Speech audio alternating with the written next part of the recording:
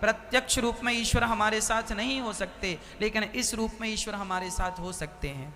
ईश्वर प्रत्यक्ष भी हमारे अंदर आत्मा के रूप में है, लेकिन वो बड़ी गहन बातें हैं, गूढ़ बातें हैं, वह ज्ञान प्राप्त करने के लिए बहुत पापड़ बेलने पड़ सकते हैं आपको। इसलिए सामान्य भाषा यह है कि ये भगवान हैं। यदि इनको भगवान मान लिए तो उस भगवान तक पहुंचने में देर नहीं लगेगी, क्योंकि विडंबना तो यह है, हम लोग मंदिर जाते कई बार हैं। कहाँ जा रहे हो? मंदिर। किससे मिलने जा रहे हो? भगवान से। लेकिन मंदिर से मिलकर आए, किसी ने कहा भगवान मिले ना साहब, हमने तो भगवान को देखा ही नहीं। तो फिर मंदिर टाइम पास करने गए थे? काहे के लिए गए थे? कौन है मंदिर में? कौन है मैया जी मंदिर में? तो आपने भगवान को देखा कि नहीं? हाँ, अभी आपका यही सिर ऐसे ऐसे हिल रहा था ना, इतने जल्दी आपका सिर ऐसे ऐसे होने लगा। ईश्वर को हमने देखा है, कई बार देखा है। कई बार भगवान आपकी मदद करने भी आए हैं, कई बार भगवान आपको रास्ता बताने भी आए हैं, लेकिन क्या करें, हमारी ये आंखें जो है ना, पहचानती ही नहीं है ना। कई बार आपके जीवन में संकट आया तो उस संकट से उबारने के लिए कोई आया जो सही मार्ग बता के चला गया। कई बार आपके जीवन में बड़ा दर्द हुआ, शरीर बहुत दुखी हुआ, तब डॉक्टर के पास गए, कोई बढ़िया से डॉक्टर ने आपका इलाज कर दिया। ये डॉक्टर कौन था? वो रास्ता बताने वाला। जंगल में आप रास्ता भटक गए, अचानक कोई व्यक्ति आया, अरे फलानी दिशा में जाना है तो भैया यहाँ से चले जाओ। वो रास्ता बताने वाला कौन था? हर रूप में ईश्वर आएंगे तो कभी धनुष बाण लेकर और बांसुरी बजाते नहीं आएंगे मेरी माँ। भगवान हमारे और तुम्हारे रूप में ही आके हमारी तुम्हारी मदद कर जाते हैं। ईश्वर ही हम सब के रूप में है।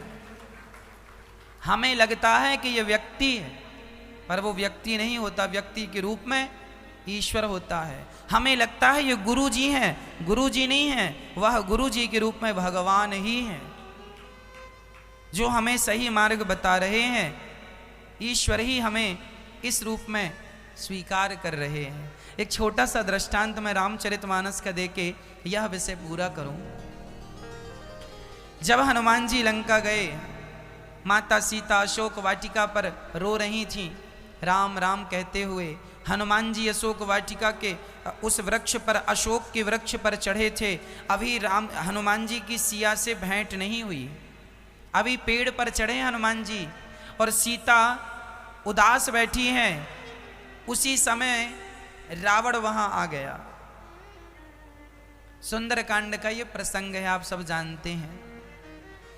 जब रावण वहां आया तो रावण ने सीता से कहा, ए मेरी तरफ देख सीता, एक बार बिलोक मम ओरा, देख मुझे। सीता माँ ने नहीं देखा। रावण को गुस्सा आया, तलवार निकाल ली रावण ने। और पता है सुंदरकांड में लिखा है, रावण सीता को मारने के लिए आगे बढ़ गया और हनुमान जी ऊपर से देख रहे थे। हनुमान जी को लगा मैं कूद जाऊं और माता सीता की रक्षा कर लूं, लेकिन हनुमान जी कूदने ही वाले थे कि उसके पहले रावण की तलवार किसने पकड़ ली? किसने पकड़ी थी? किसने? मंदोदरी ने पकड़ ली। रावण को रोका किसने? मंदोदरी ने। मंदोदरी ने हाथ पकड़ लिया। हनुमान जी को लग रहा था कि मैं ना होता तो क्या होता। हनुमान जी को लग रहा था कि मैं ना होता तो क्या होता। लेकिन आज सीता की रक्षा हनुमान जी ने नहीं की, आज सीता की रक्षा किसने की? माता मंदोदरी ने की। भगवान अपना काम करा लेते हैं, चाहे तुमसे कराएं या हमसे कराएं। भगवान चाहे हनुमान जी से अपना काम कराएं, चाहे मंदोदरी से, भगवान तो अपना काम। सच्ची बात यह है कि ईश्वर अपना काम करा लेते हैं। कभी तुम्हें निमित्त बनाते हैं, कभी हमें निमित्त बनाते हैं, और हमें लगने लगता है हम कर रहे हैं, हम कर रहे हैं। तुम नहीं कर रहे हो, तुमसे कराया जा रहा है। निमित्त तुम हो, सवही न चावत राम गोसाई। हनुमान जी को लग रहा था, अच्छा हनुमान जी से किसी ने पूछा कि आप सही समय पर क्यों नहीं गए। हनुमान जी बोले, यदि सही समय पर मैं चला जाता तो मेरा अहंकार बढ़ जाता कि मैं ना होता तो सीता के प्राणों की रक्षा कौन करता। लेकिन आज मुझे अपने राम पर विश्वास हो गया कि राम जी अपना काम तो करा ही लेते हैं, हमें और आपको तो निमित्त बना के भेज देते हैं, जाओ हमारी तारीफ करने के लिए, बड़ाई करने के लिए। जैसे बेटा और पिता, कई बार ना पिता पुत्र, जब बेटा आपका छोटा सा होता है ना तो आप अपने बेटे को खेल खेल में कबड्डी खेलने लगते हैं बेटे के संग, और खेल खेल में आप हार जाते हैं और बेटे को ऊपर बिठा के कहते हैं मैं हार गया तो जीत गया। क्यों हार गए आप?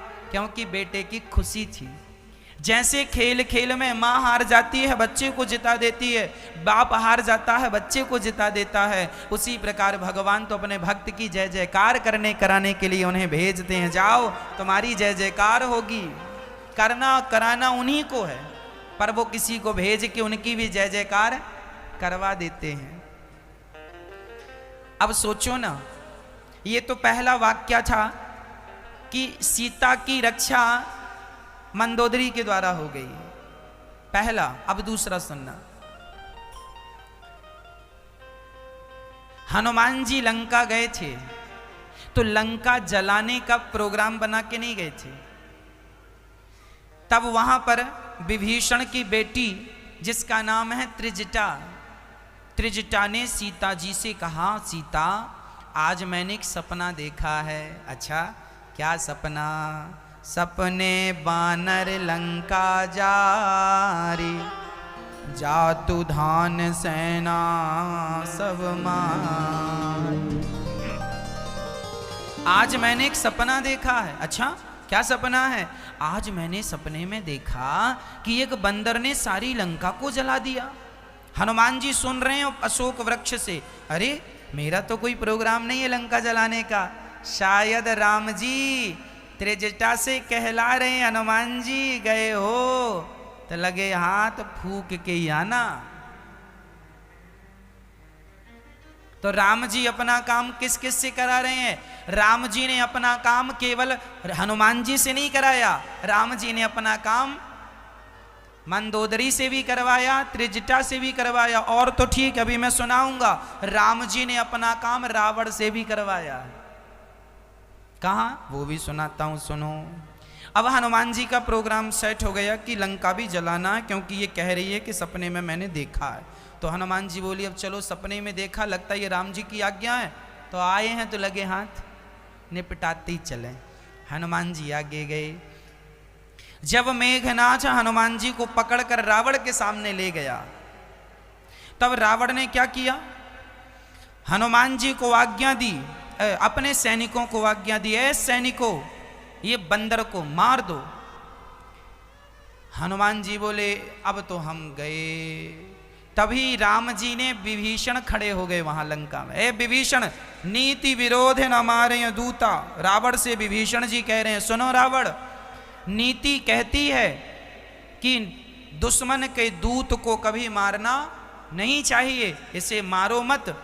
कपि के ममता पूंछ पर, एक काम करो से कोई और दंड दे दो। देखो रावण हनुमान जी को मारने अपने सैनिकों को भेजा, तब राम जी ने विभीषण के मुंह से क्या कहवा दिया कि मारो मत कोई और। ये किसकी माया थी? ये कौन रच रहा है लीला? ये लंका में हनुमान जी की रक्षा हो रही है, कौन कर रहा है? राम जी कर रहे हैं। विभीषण ने कह दिया मत मारो, चलिए। अब हनुमान जी अपनी पूंछ को देखने लगे, चूमने लगे, चाटने लगे। रावण को लगता है बंदरों की ममता पूंछ पर होती है, इसलिए रावण ने आज्ञा दी, है भाई एक काम करो, इसकी पूंछ में जरा घी डालो, कपड़ा बांधो और जरा आग लगा दो। अब हनुमान जी समझ गए, वाह प्रभु, सारी व्यवस्था तो आपने ही कर दी, अब मैं कहाँ माचिस ढूंढता फिरता, मैं कहाँ कपड़ा और तेल ढूंढता फिरता। आपने अपना काम तो रावण के हाथ से करा दिया। रावण कह रहा इसकी पूंछ में आग लगाओ। जब तू आग लगाएगा तो फिर हम भी देखेंगे। तो राम जी ने अपना काम रावण से भी करवा लिया कि नहीं? पहले ही घोषणा हो गई थी कि लंका जलाना है। अब लंका जलाना तो था, पर लंका जलाने की कोई सामग्री नहीं थी ना। कैसे लंका में आग लगाए? आग तो होनी चाहिए। तो रावण ने आग की व्यवस्था करवाई कि नहीं? करवाई ना। तो ये व्यवस्था राम जी ही रावण के द्वारा करवा रहे हैं। सच्ची कहता हूं, राम जी का काम खुद राम जी कर लेते हैं, चाहे वो अपने दुश्मन से करवा दें या जमाने से करवा देते हैं। भगवान, इसका अर्थ यही निकला कि तुम और हम जो कर रहे हैं वह मात्र निमित्त हैं। हमारा सारा काम ईश्वर ही कर रहे हैं, भगवान ही करा रहे हैं। किसी न किसी रूप में, हमारे प्रत्यक्ष या अप्रत्यक्ष रूप में ईश्वर ही हमारे साथ हैं। रावण ने घी, तेल और कपड़े की व्यवस्था करवाई।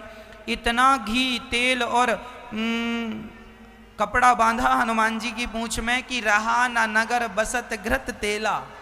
किसी के घर में सब्जी का छौंका लगाने को घी तेल नहीं बचा, सब उड़ेल दिया हनुमान जी की पूंछ में।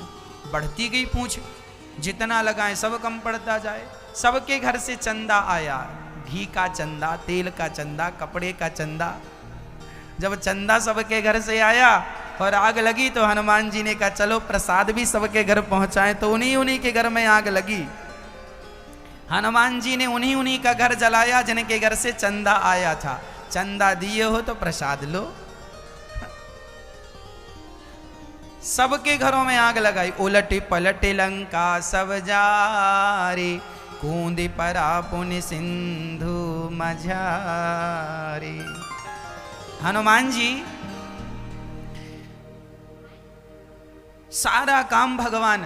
अच्छा, किसी ने हनुमान जी से कहा कि हनुमान जी ये बताओ, आप जब लंका गए तो आप तो इतना बड़ा समुद्र लांघ कर चले गए, इतना बड़ा समुद्र लांघ कर चले गए, आप तो बड़े पराक्रमी हैं। हनुमान जी बोले हमारी तारीफ ना करो, मैं लंका समुद्र लांघ कर नहीं गया। फिर कैसे गए? मैं तो जहाज में बैठ के गया था। कौन सा जहाज? जाते वक्त राम जी ने हनुमान जी को क्या दिया था? बताओ, क्या दिया था हनुमान जी ने? क्या दी थी? मैं आप बताओ। हाँ, अंगूठी दी थी। उस अंगूठी में क्या लिखा था? क्या लिखा था? राम नाम अंकित, राम नाम चकित चितव मुंदरी पहचानी। उस अंगूठी में राम नाम लिखा था। हनुमान जी जब समुद्र को पार करके गए तो हनुमान जी ने अपने बल से समुद्र को पार नहीं किया। गोस्वामी जी लिख रहे हैं, प्रभु मुद्रिका मेली मुख माही, जलधि लांघ गए अचरज नाही। जिस नाम के बल पर हनुमान जी समुद्र को छलांग लगा के लांघ गए, हनुमान जी जब लांघ गए तो लांघ नहीं गए, वो राम नाम की जो मुद्रिका थी वही जहाज बन गई और हनुमान जी उसके बल पर पार हो गए। देखने में लगता है हनुमान जी लांघ गए, लेकिन ना, हनुमान जी लांघे तो उस राम नाम के बल पर लांघे। अच्छा चलो, जाते समय तो हनुमान जी को अंगूठी मिल गई, जहाज में चले गए, पर आते वक्त तो कूद के आए कि नहीं? आते वक्त क्या मिला? सीता जी ने आते वक्त क्या दिया था हनुमान जी को? क्या दिया था?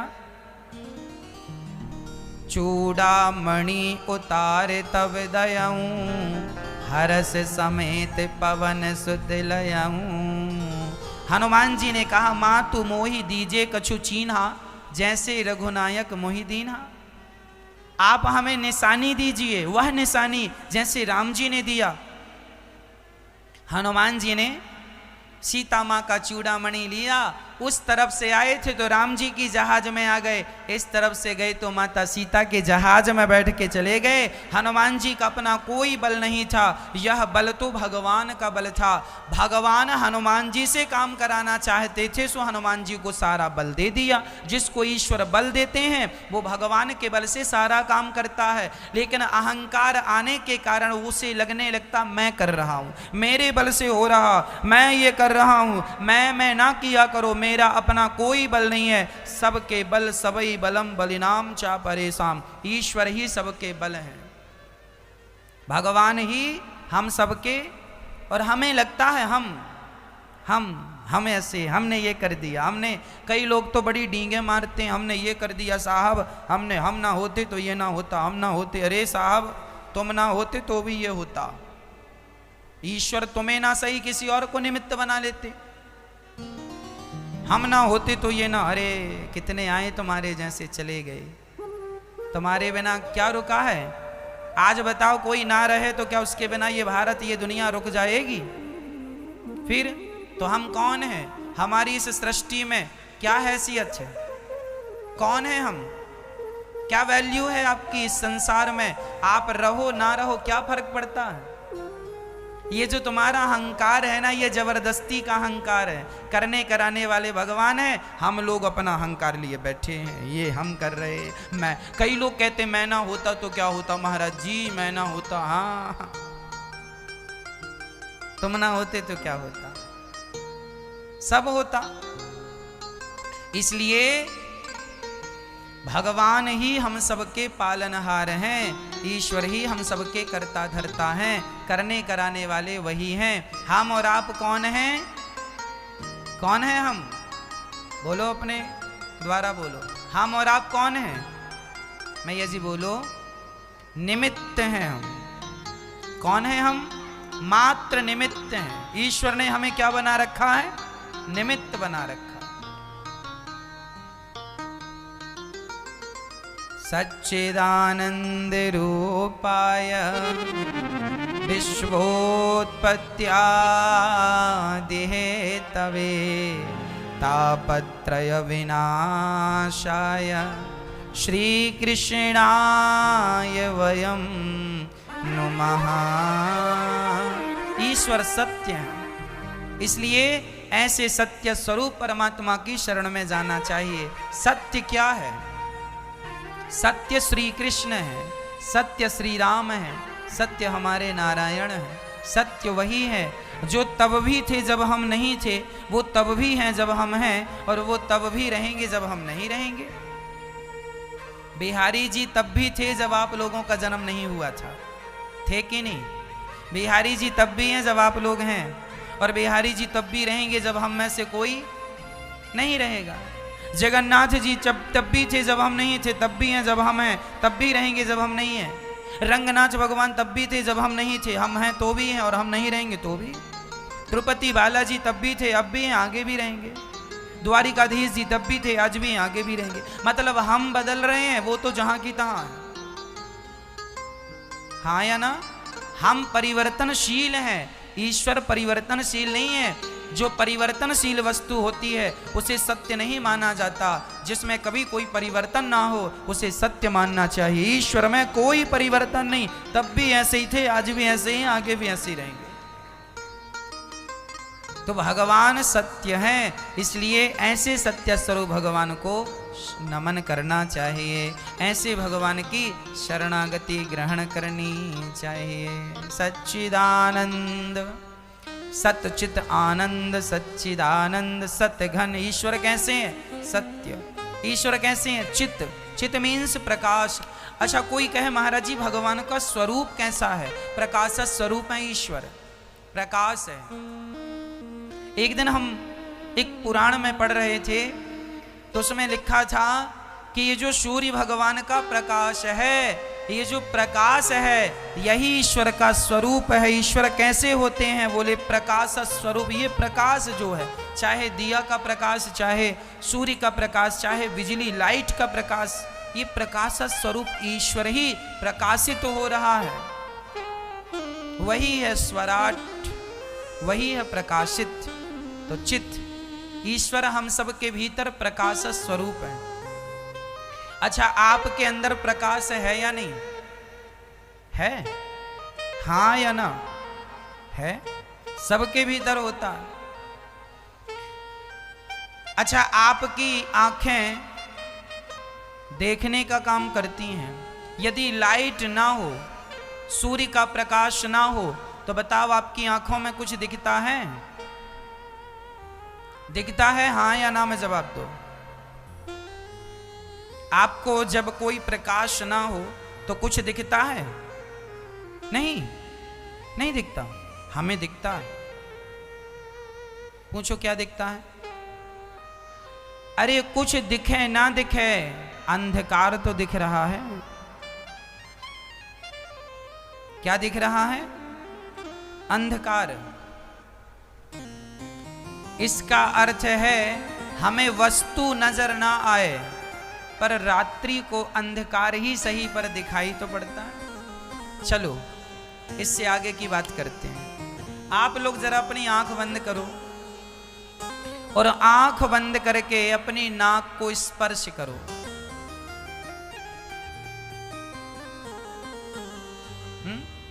आपने तो आंख बंद की और फिर नाक का पता कैसे चल गया आपको कि नाक यहीं है?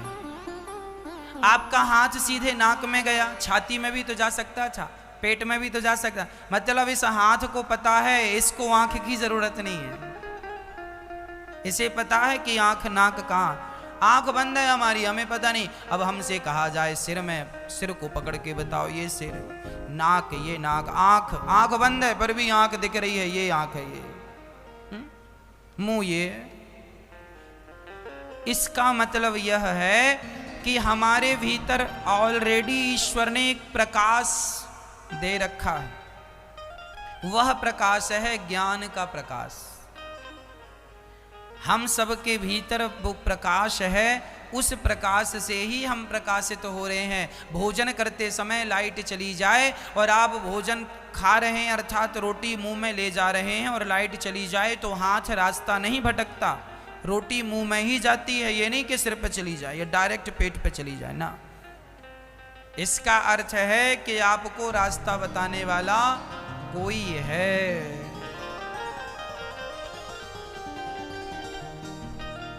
कौन है वो जो आपको रास्ता बताता है? आपको रास्ता बताने वाला आपका अपना विवेक है। आपके भीतर ईश्वर है। ईश्वर ना होते, वो आत्मा ना होती, वो प्रकाश ना होता, वो एनर्जी ना होती तो फिर आपके अंदर ये ज्ञान कैसे होता कि आंख यहाँ है, कान यहाँ है, नाक यहाँ है। मच्छर यदि हाथ में बैठा है तो दूसरा हाथ वहीं जाएगा। ये नहीं कि यहाँ मच्छर बैठा है, दर्द यहाँ हो रहा और हाथ यहाँ चला जाए ना। कोई तो है ये ज्ञान आपके अंदर देने वाला, सही गलत का रास्ता बताने वाला। इस रूप में ईश्वर ही भीतर बैठे हैं भैया। ये जो तुम्हारे अंदर सही गलत का बोध है, यह बोध कराने वाला ईश्वर है। परमात्मा ही हमारी आत्मा, इसलिए वह कैसा है? चित्त, प्रकाश स्वरूप। और भगवान का तीसरा नाम है आनंद। ईश्वर आनंद स्वरूप है। इसलिए जब भी आपको आनंद आए समझ लेना ईश्वर आ रहे हैं। आप लोगों को आनंद आता है किस चीज में? खाने में, सोने में, संसार के तुच्छ से भोगों में। किसी को किसी में आनंद है, किसी को किसी में सुख है। सबका अपना अपना सुख है। लेकिन ये याद रखो कि संसार का कोई भी सुख आप ले लो, वह सुख क्षणिक सुख है, थोड़ी देर का है। ज्यादा देर नहीं चलता वो सुख, बहुत थोड़ी देर के लिए ही होता। रसगुल्ला तब तक ही सुख देते हैं जब तक पेट में भूख हो। पेट भर जाए फिर रसगुल्ला खाओ, सुख नहीं मिलेगा आपको। अरे भाई बस करो बस, अरे एक और खाओ ना साहब, अब खाएंगे तो जितने अंदर सब बाहर आ जाएंगे, अब नहीं। इसका मतलब रसगुल्ले में भी सुख। रबड़ी कितनी खाओगे? जब तक भूख है तब तक अच्छी लगती है, पेट भरा रबड़ी भी अच्छी नहीं लगती। संसार का कोई भी सुख उठा के देखो, थोड़ी देर का, क्षणिक है। परंतु कथा का सुख देखो, 3-3.5 घंटे आप लोग एक जगह बैठ के भगवान की कथा सुनते हैं। आज तक 3.5 घंटे तक आपको रेगुलर कंटिन्यू कोई भी सुख नहीं मिला। केवल कथा का ही सुख ऐसा है जो 3.5 घंटे एक जाई मिलता। नॉन स्टॉप सुख मिल रहा है आपको, आनंद मिल रहा, सुख मिल रहा है। यह जो सुख है यह संसार में ढूंढ लो, कहीं मिलने वाला नहीं। क्यों नहीं मिलता? है ही नहीं। अब जो है ही नहीं आप उसे ढूंढ रहे हैं। इसलिए सुख कहाँ है? भगवान के चिंतन में, भगवान की कथा में, भगवान के कीर्तन में। इसलिए अपने आप को भगवान से जोड़ दोगे तो सुख मिलता रहेगा। नहीं संसार में तो देखो सिवाय दुख के, दुखालयम, संसार का नाम है दुखालय। जो व्यक्ति संसार से सुख चाहता है वह व्यक्ति मूर्खता ही कर रहा है, इससे ज्यादा कुछ नहीं। जो है नहीं वो क्या मिलेगा? हाँ,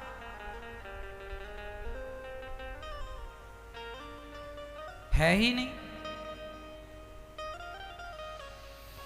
तो भगवान आनंद के सागर हैं। एक गुरुजी से एक चेले ने कहा, गुरुजी हमें भगवान से मिलाओ। गुरुजी बोले कल आ जाना सवेरे 10 बजे। चेला बढ़िया तैयार होके आया, गुरुजी मिलाओ भगवान से। गुरुजी ने कहा ये झोला पैक किया है मैंने, चल। चेले ने झोला सिर पे रखा, चल पड़ा। चलते चलते 1 किलोमीटर चला, 2 किलोमीटर चला, 3 किलोमीटर चला, थक गया। गुरुजी अभी और कितना चलना है? गुरुजी ने कहा बेटा ये जो पहाड़ दिख रहा है ना आगे, ये पहाड़ के उस तरफ चलना है, पूरा पहाड़ चढ़ना है फिर उतरना। अब वो बोला गुरुजी आपके झोले में क्या भरा है? मैं चल तो सकता हूं पर ये झोले का वजन बड़ा कष्ट दे रहा है, थका देता है ना। गुरुजी क्या है इसमें? गुरुजी ने कहा बेटा कोई काम की चीजें नहीं भरी, सब फिजूल भर रखा हमने, सारा कचरा भर रखा है। अरे गुरुजी तो कचरा ढोने की जरूरत क्या है? तो गुरुजी ने कहा तू क्या चाहता है? गुरुजी इसमें जो भरा है यदि मतलब का ना हो तो मैं इसे फेंक दूं। गुरुजी ने कहा तेरी मर्जी, तू लेके चल रहा है, तुझे फेंकना है फेंक दे, और लेके चलना है तो लेके चल। ना गुरुजी मैं थक गया हूं, अब लेके चला नहीं जाएगा। वो पूरा सामान जो व्यर्थ का भरा था उसने पूरा सामान फेंक दिया, और जब फेंका तो अंगड़ाई लेता हुआ बोला गुरुजी आनंद आ गया। गुरुजी बोले बेटा मिल गए भगवान, चल वापिस। अरे गुरुजी कहाँ भगवान? गुरुजी ने कहा अभी तुझे क्या आया? आनंद आया। तो इसके पहले आनंद क्यों नहीं आया? बोले मेरे सिर पर यह झोला रखा था व्यर्थ का, इसलिए आनंद नहीं आया। जब मैंने इसे फेंका अपने आप आनंद आ गया। आपके जीवन में भी जब तक आपके सिर पे परिवार की जिम्मेदारियों का बोझ होता है तब तक आपके जीवन में आनंद नहीं होता। इसलिए सारी जिम्मेदारियों को उठा के भगवान के चरणों में डाल दो, फिर देखो उसी दिन से आनंद ही आनंद होगा। आप लोग भी आनंदित नहीं रहते, आप लोग भी सुखी नहीं रहते। कारण क्या है?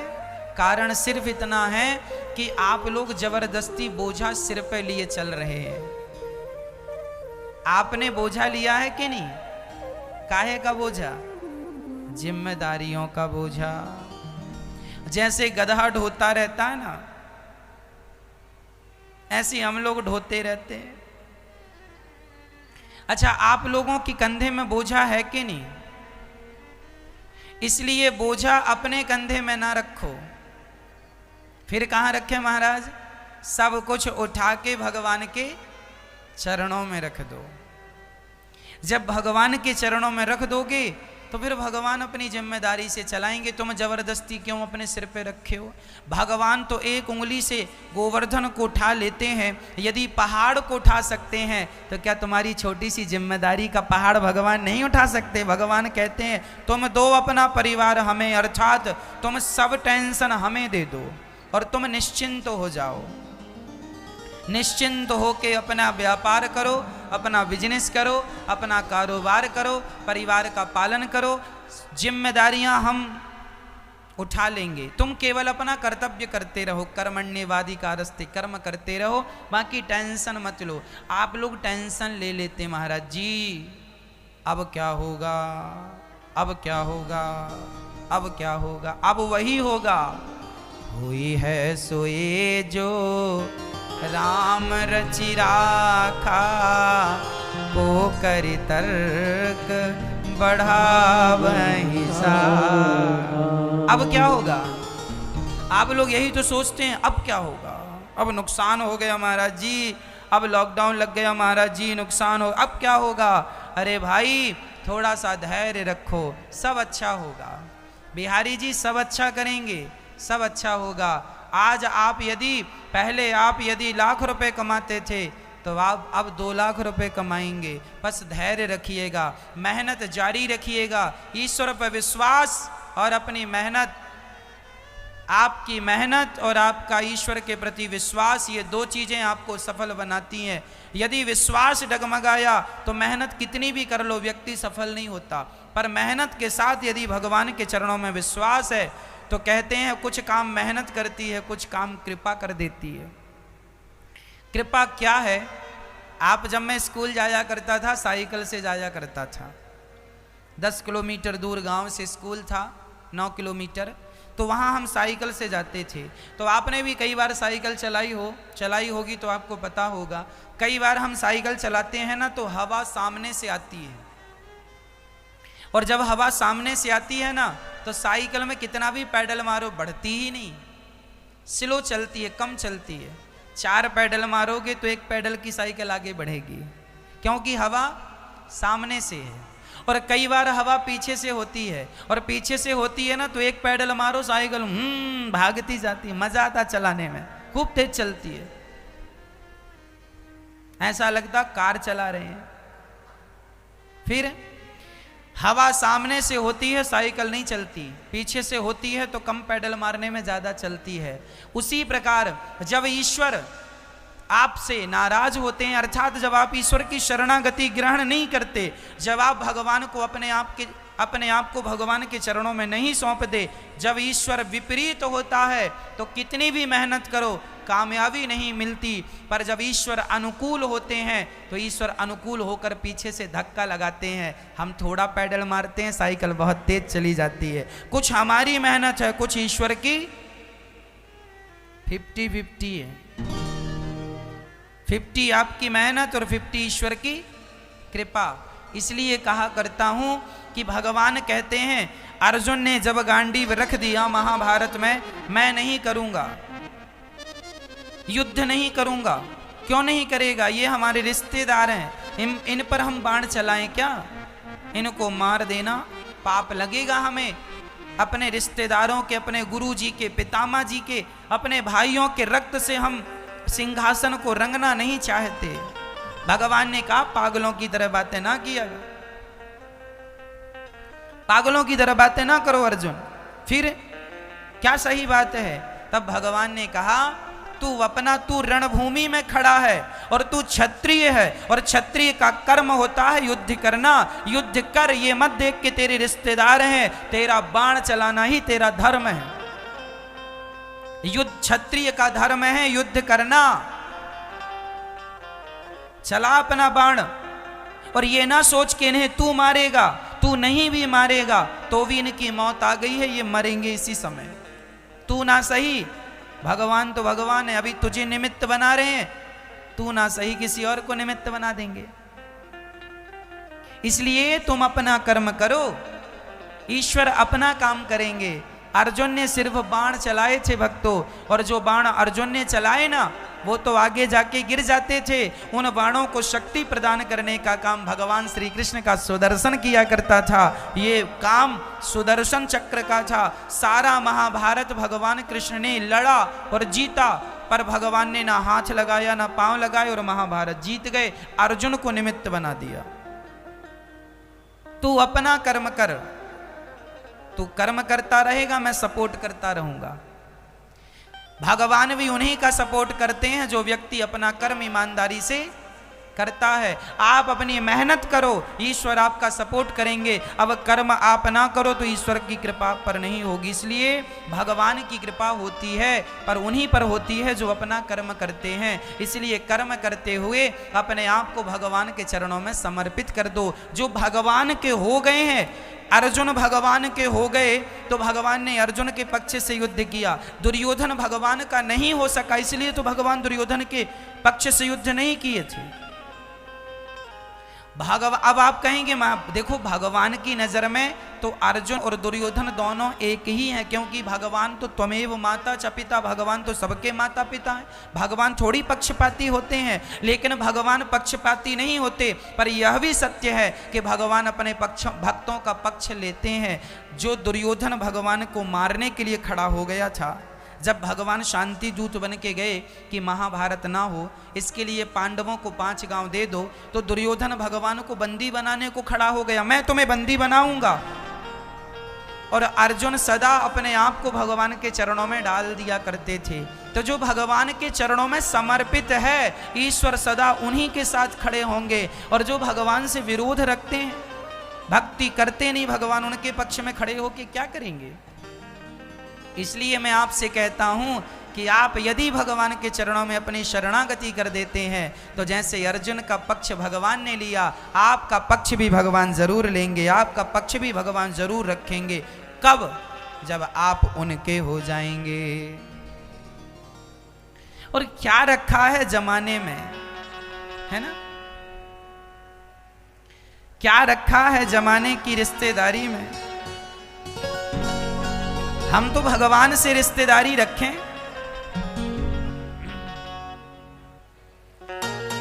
क्या रखा है ऐसी रिश्तेदारी में, दुष्टम सर्वभूत हृदयम मुनिमान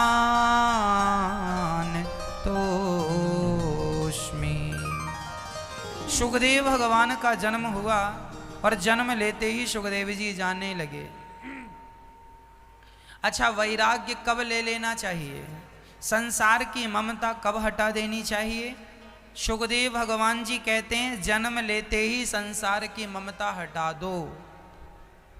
ये ममता हमें केवल कष्ट देती है, ये ममता केवल हमें दुख देती है। ये संसार की ममता शुरू में बहुत अच्छी लगती है। आपको कभी खुजली हुई कि नहीं? खुजली को खुजलाने में बड़ा अच्छा लगता है। हुई होगी तो अनुभव होगा, हुई नहीं तो क्या। वैसे सबको कभी ना कभी हो जाती है, जानते सब हैं। खुजली को खुजलाने में बड़ा सुख मिलता है, खुजलाने में अच्छा लग रहा, लेकिन अभी इसके बाद जो जलन होगी वो ज्यादा दर्दनाक होती है। हाँ या ना? खुजलाने में आओ तो लगता खुजलाते ही जाओ, बड़ा मजा आ रहा है, सुख मिल रहा है, लेकिन उसके बाद जो जलन होती है ना, दर्दनाक होती। उसी प्रकार ये संसार में रिश्तेदारी बनाने में बड़ा सुख मिलता है, निभाने में भी बड़ा सुख मिलता है, खाने पीने मौज मस्ती में बड़ा सुख मिलता है, लेकिन ये जो सुख है ना, ये खुजली की तरह भी बड़ा सुख मिल रहा है। इसके बाद अभी जलन भी होगी, कष्ट भी मिलेगा, लेकिन हम लोग ना उस कष्ट को देखते ही नहीं हैं। हमें तो सुख में ही माया ने उलझा रखा है, इसलिए ये भगवान की माया है। देखो, आप लोगों को मैं एक बात पते की कह दूं, आप लोग उलझा ना करो संसार में। बेटा बेटी नाती पोता परिवार के बीच में रहना बुरा नहीं है, सबके बीच में रहो, पर सबके बीच में रह करके इन सब से मन को हटा के रखो। मन भगवान के लिए रखना, मन इनमें लग जाएगा तो ये तो क्या है, क्या करेंगे। तुम हॉस्पिटल में जाओगे तो ये भोजन लेके पहुंच जाएंगे, दवाई का बिल दे देंगे, इलाज करा देंगे। दर्द तो तुम्हें होगा और भोगना तुम्हें पड़ेगा। हमारे दर्द को हम ही भोगते हैं। जमाने के लोग इलाज करा सकते हैं, पैसे की मदद कर सकते हैं, भोजन पानी की मदद कर सकते हैं, पर जो दर्द है वो तो हमें ही भोगना पड़ेगा। मैया, हो गई बात? अच्छा, थोड़ी और पंचायत कर लो।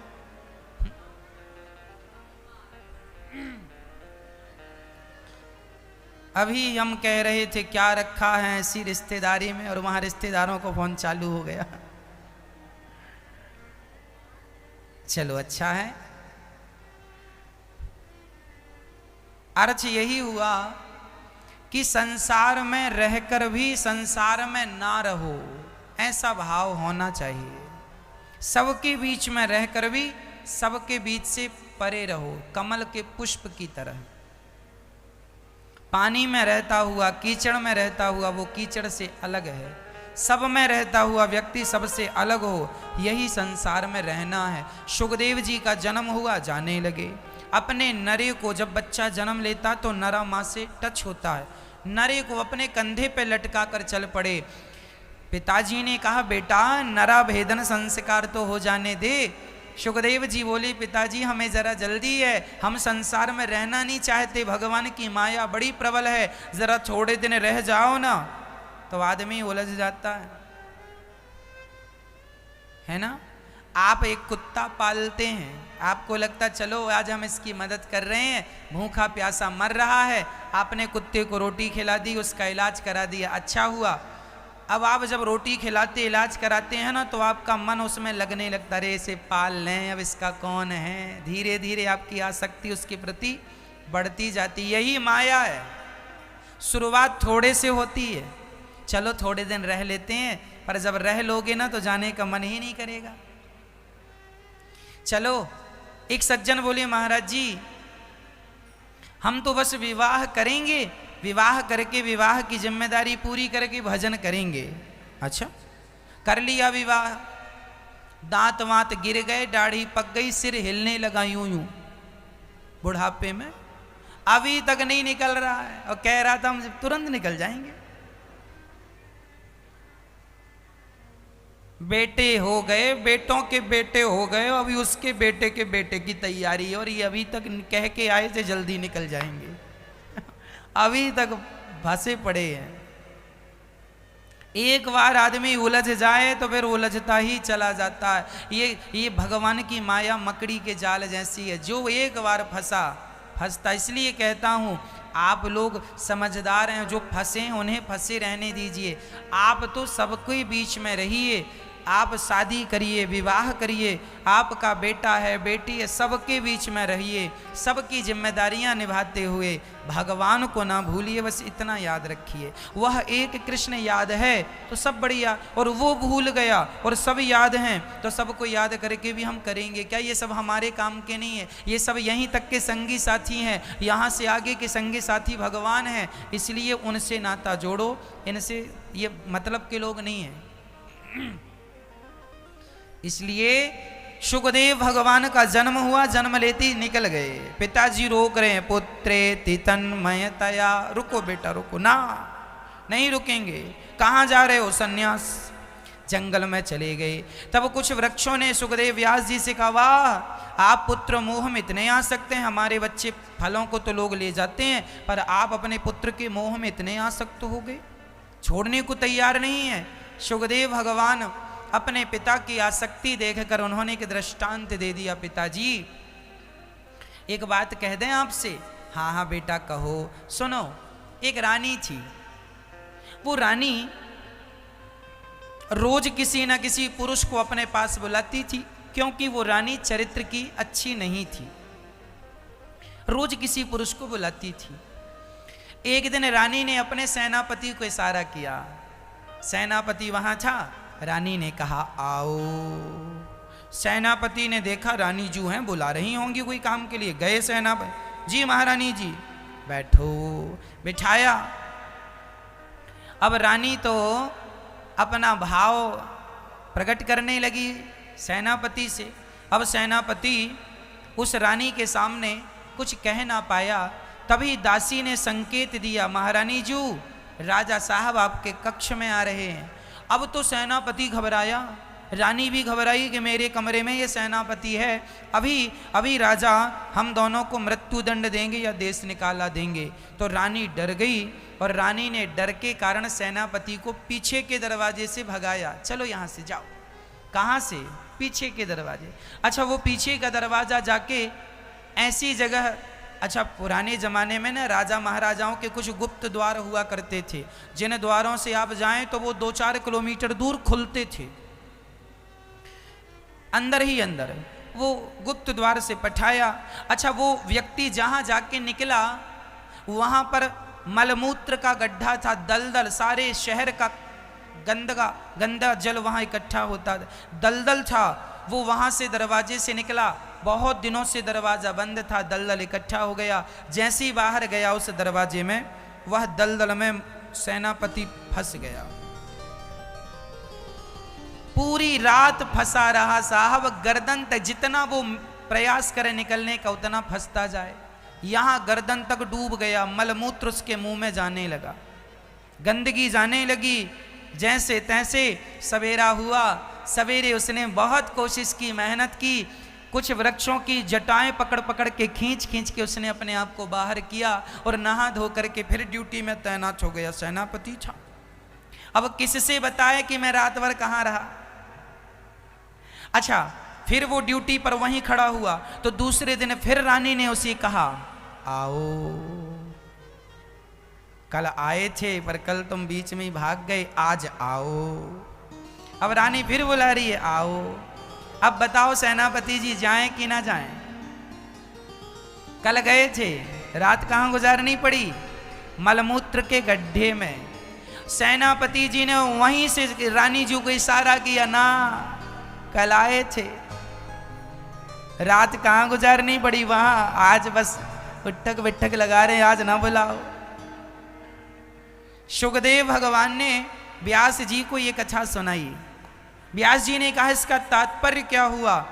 तब सुखदेव भगवान ने इसका अर्थ किया, सुनिए पिताजी। जैसे वह सेनापति एक रात मलमूत्र के गड्ढे में रहा तो उसकी अकल ठिकाने लग गई। अब वह दोबारा उस गड्ढे में जाने की कोशिश नहीं करेगा। अब वह ऐसी गलती नहीं करेगा कि फिर उसे रात गड्ढे में गुजारनी पड़े। पिताजी, वो सेनापति एक रात गड्ढे में गुजारा तो उसकी अकल ठिकाने लग गई और वो सुधर गया। लेकिन हम ऐसे लोग हैं कि 9-9 महीने उस गड्ढे में गुजार के आते हैं, लेकिन हम सुधरने का नाम नहीं लेते। वो गड्ढा क्या है? माँ का गर्भ। माँ के गर्भ में कौन से मखमल के गद्दे बिछे हैं? कौन सी व्यवस्था है? एसी लगी है? अरे माँ के गर्भ में आदमी उल्टा लटकता है और हम सब उल्टे लटके थे माँ के पेट में। माँ के पेट में क्या है? मल और मूत्र भरा पड़ा। कई बार डॉक्टर कहता बच्चे के पेट में पानी चला गया। पानी क्या है? मूत्र चला जाता है, मल चला जाता, गंदगी चली जाती है। हम सब उस गर्भ में 9 माह गुजार के जैसे तैसे आए। इतना कष्ट भगवान से प्रार्थना की, प्रभु बाहर करो इस गर्भ से। भगवान ने कहा मैंने कितनी बार बाहर किया, तो फिर अंदर आ जाता है। कर्म ही ऐसे करता है।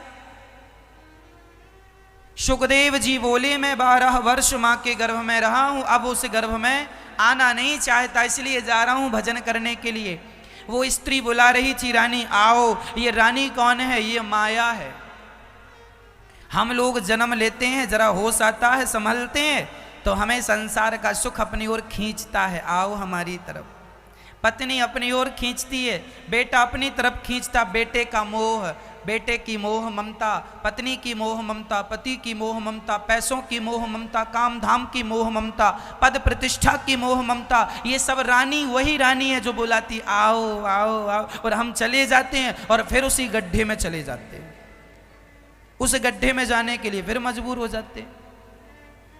कौन सा गड्ढा? माँ के गर्भ का गड्ढा।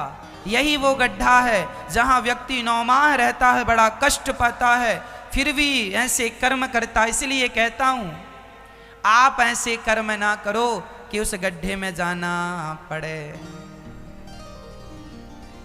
ये जन्म और मृत्यु का पहिया चल रहा है।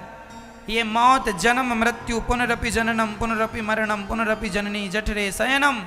यदि इस जन्म और मृत्यु के चक्र से बचना है, माँ के गर्भ से बचना चाहते हो, तो भगवान की शरण में चले जाओ। भगवान तुम्हें सदा सदा के लिए जन्म और मृत्यु के कुचक्र से बचा लेंगे। अच्छा, कबीरदास जी कह रहे हैं, चलते चक्की देख कर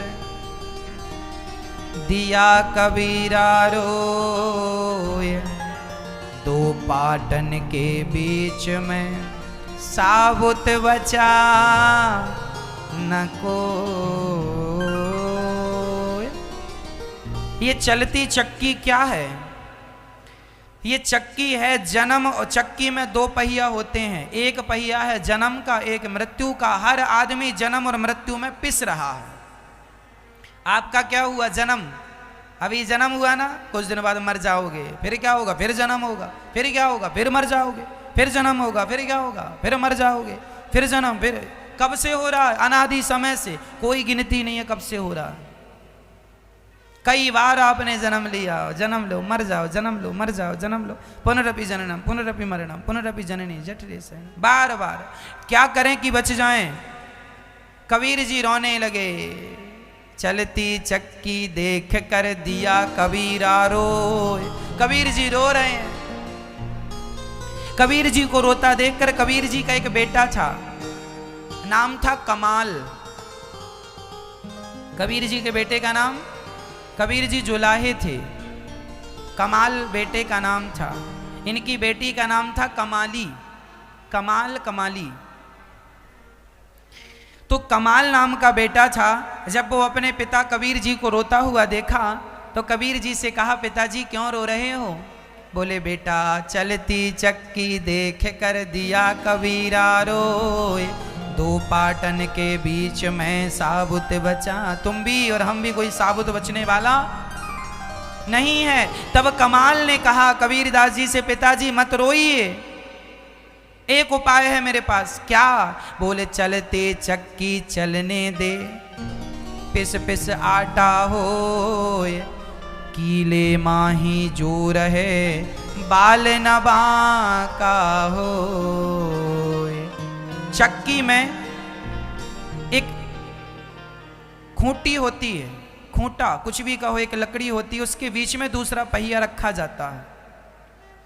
यदि कोई गेहूं का दाना उस एक कील के पास चला गया तो कितनी भी चक्की चले उस दाने को नहीं पीसती जो एक कील के पास चला जाता है। आपने गांव के जमाने की चक्कियां देखी हैं? हमने तो देखी भी हैं और पीसी भी हैं। तो वो दाना वहां एक कील के पास चला जाए तो कितनी भी चक्की चले वो दाना नहीं पिसता। तो कमाल कहता है, पिताजी जो एक भगवान की शरण में चला जाता है वह जन्म और मृत्यु के चक्र से पिसने से बच जाता है। इसलिए उस एक परमात्मा की शरणागति समझदारी से ग्रहण कर लो, यही आपकी और हमारी समझदारी है। नहीं तो ये जो अवसर आज मिला है मनुष्य का शरीर, अब कब मिलेगा इसकी कोई गारंटी नहीं।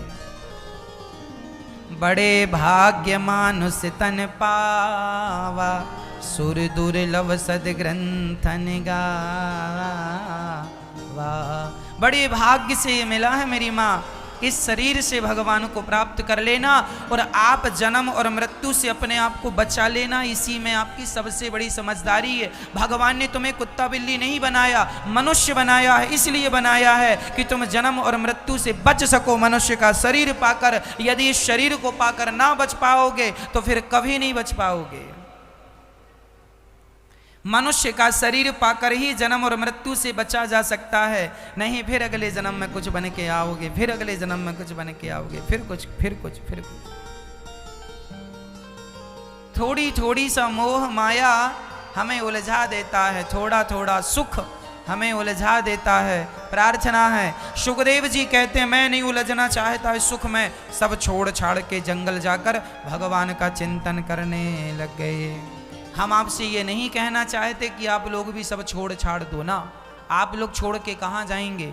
हमारा इस कथा का अर्थ ये बिल्कुल नहीं है कि आप सब छोड़ दो। इस कथा का तात्पर्य यह है कि आप सबके बीच में रहकर कर्तव्यों को पूरा करते हुए, अपने कर्मों को पूरा करते हुए, पत्नी पुत्र का पालन करते हुए, परिवार का भरण पोषण करते हुए, पैसा कमाते हुए, फैक्ट्री चलाते हुए, दुकान चलाते हुए, किसानी करते हुए, सब काम करते हुए भगवान का चिंतन करते रहो। नाथ मैं आपका हूँ, ये सब आपका है, ये भाव से आप रहेंगे तो गृहस्थ जीवन बुरा नहीं है। आपको छोड़ के किसी भी उम्र में कहीं जाने की जरूरत नहीं है, सिर्फ मन को हटाने की जरूरत है।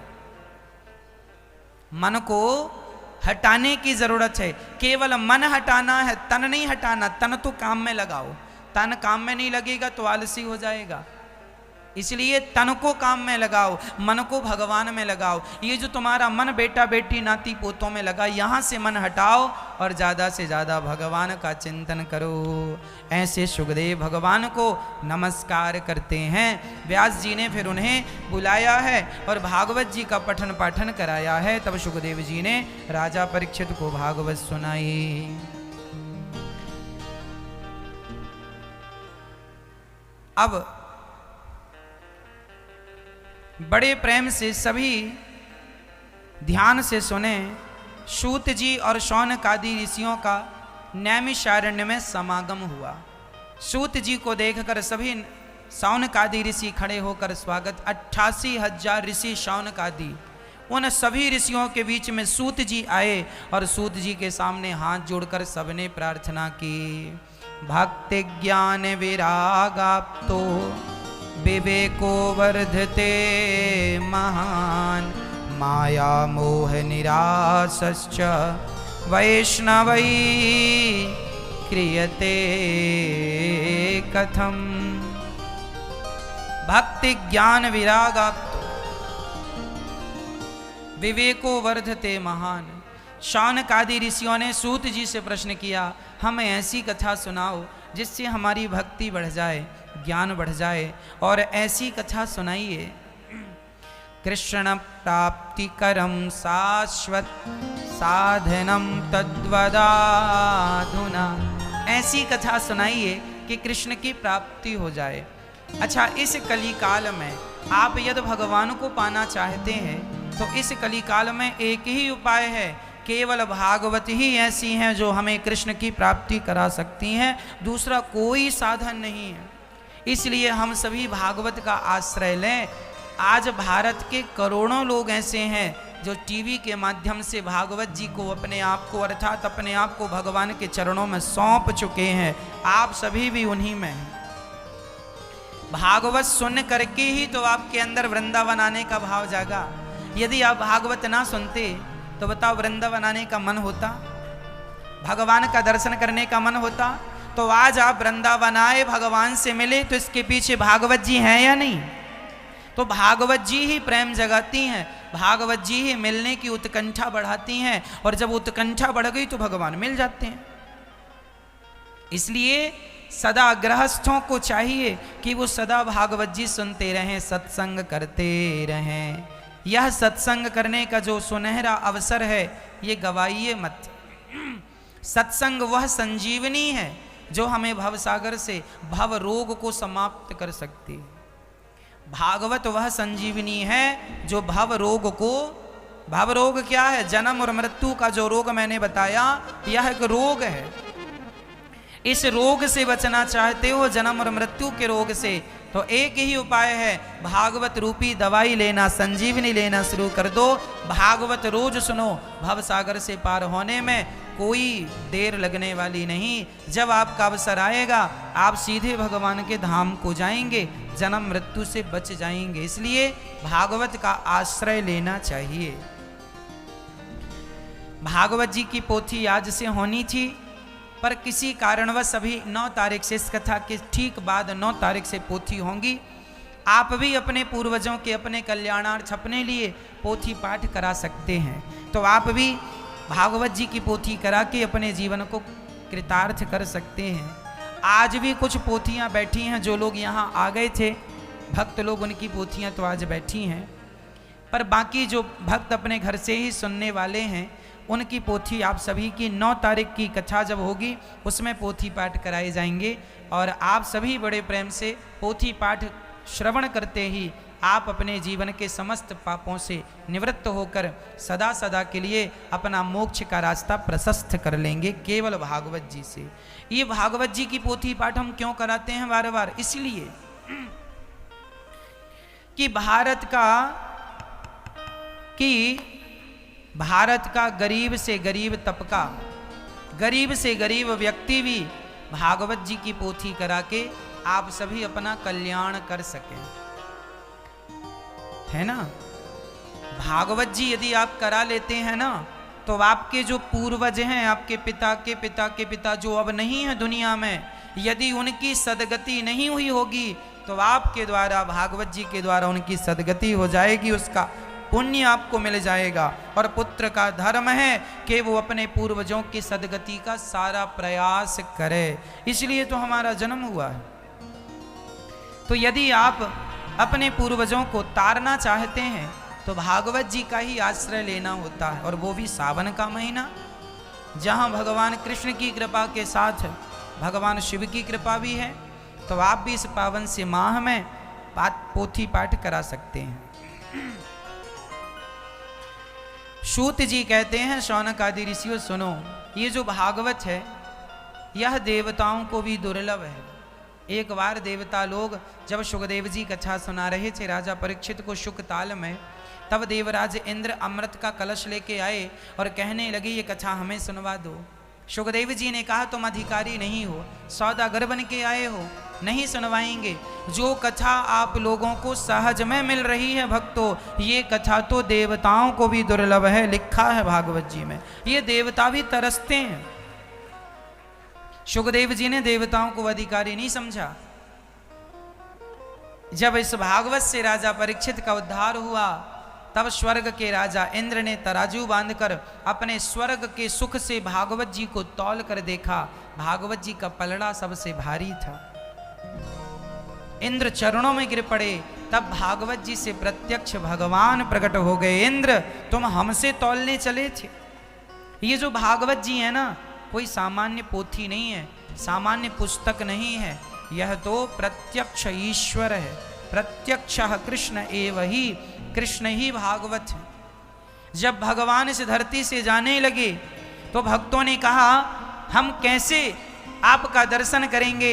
तब भगवान बोले हम जा नहीं रहे, हम इस कलयुग में भागवत बन करके प्रकट हो जाएंगे, हम भागवत में समा जाएंगे। जहाँ जहाँ भागवत होगी वहाँ वहाँ प्रकट होकर अपने भक्तों का दुख दूर करते रहेंगे।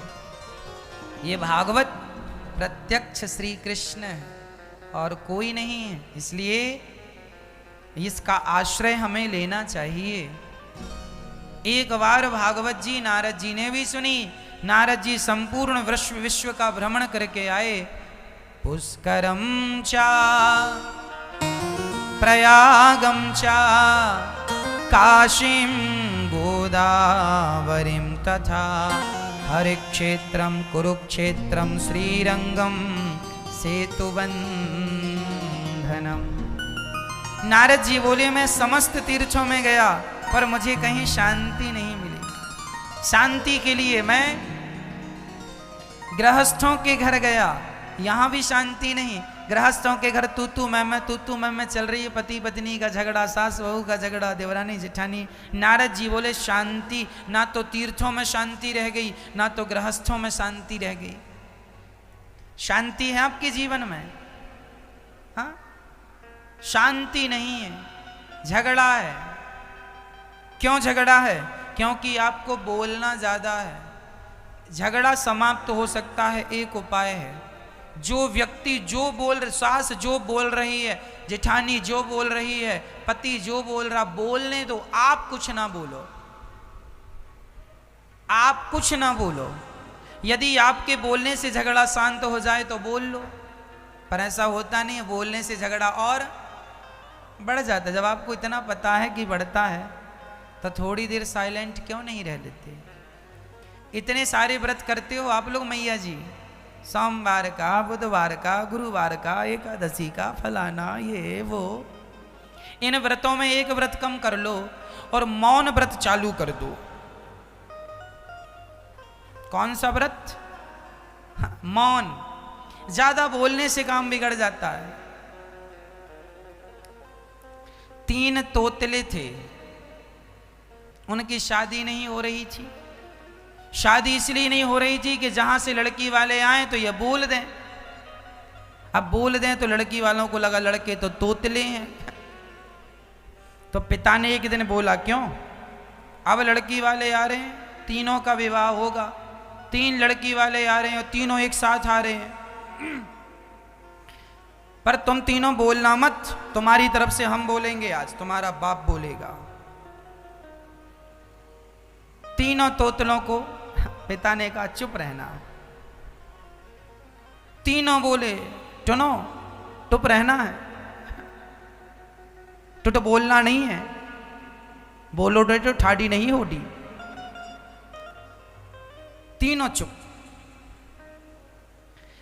अब जब तीनों चुप थे, लड़की वाले आए। लड़के बड़े सुंदर थे, अच्छे थे।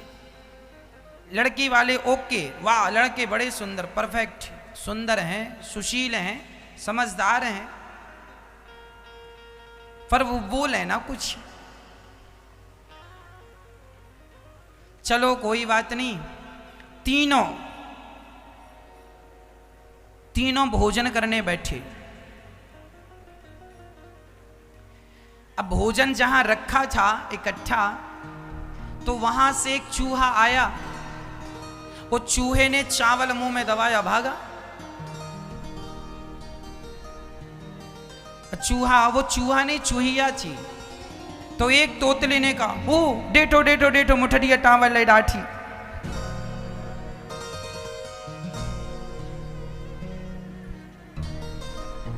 दूसरे ने कहा, नारे डाडा टाटे रहो।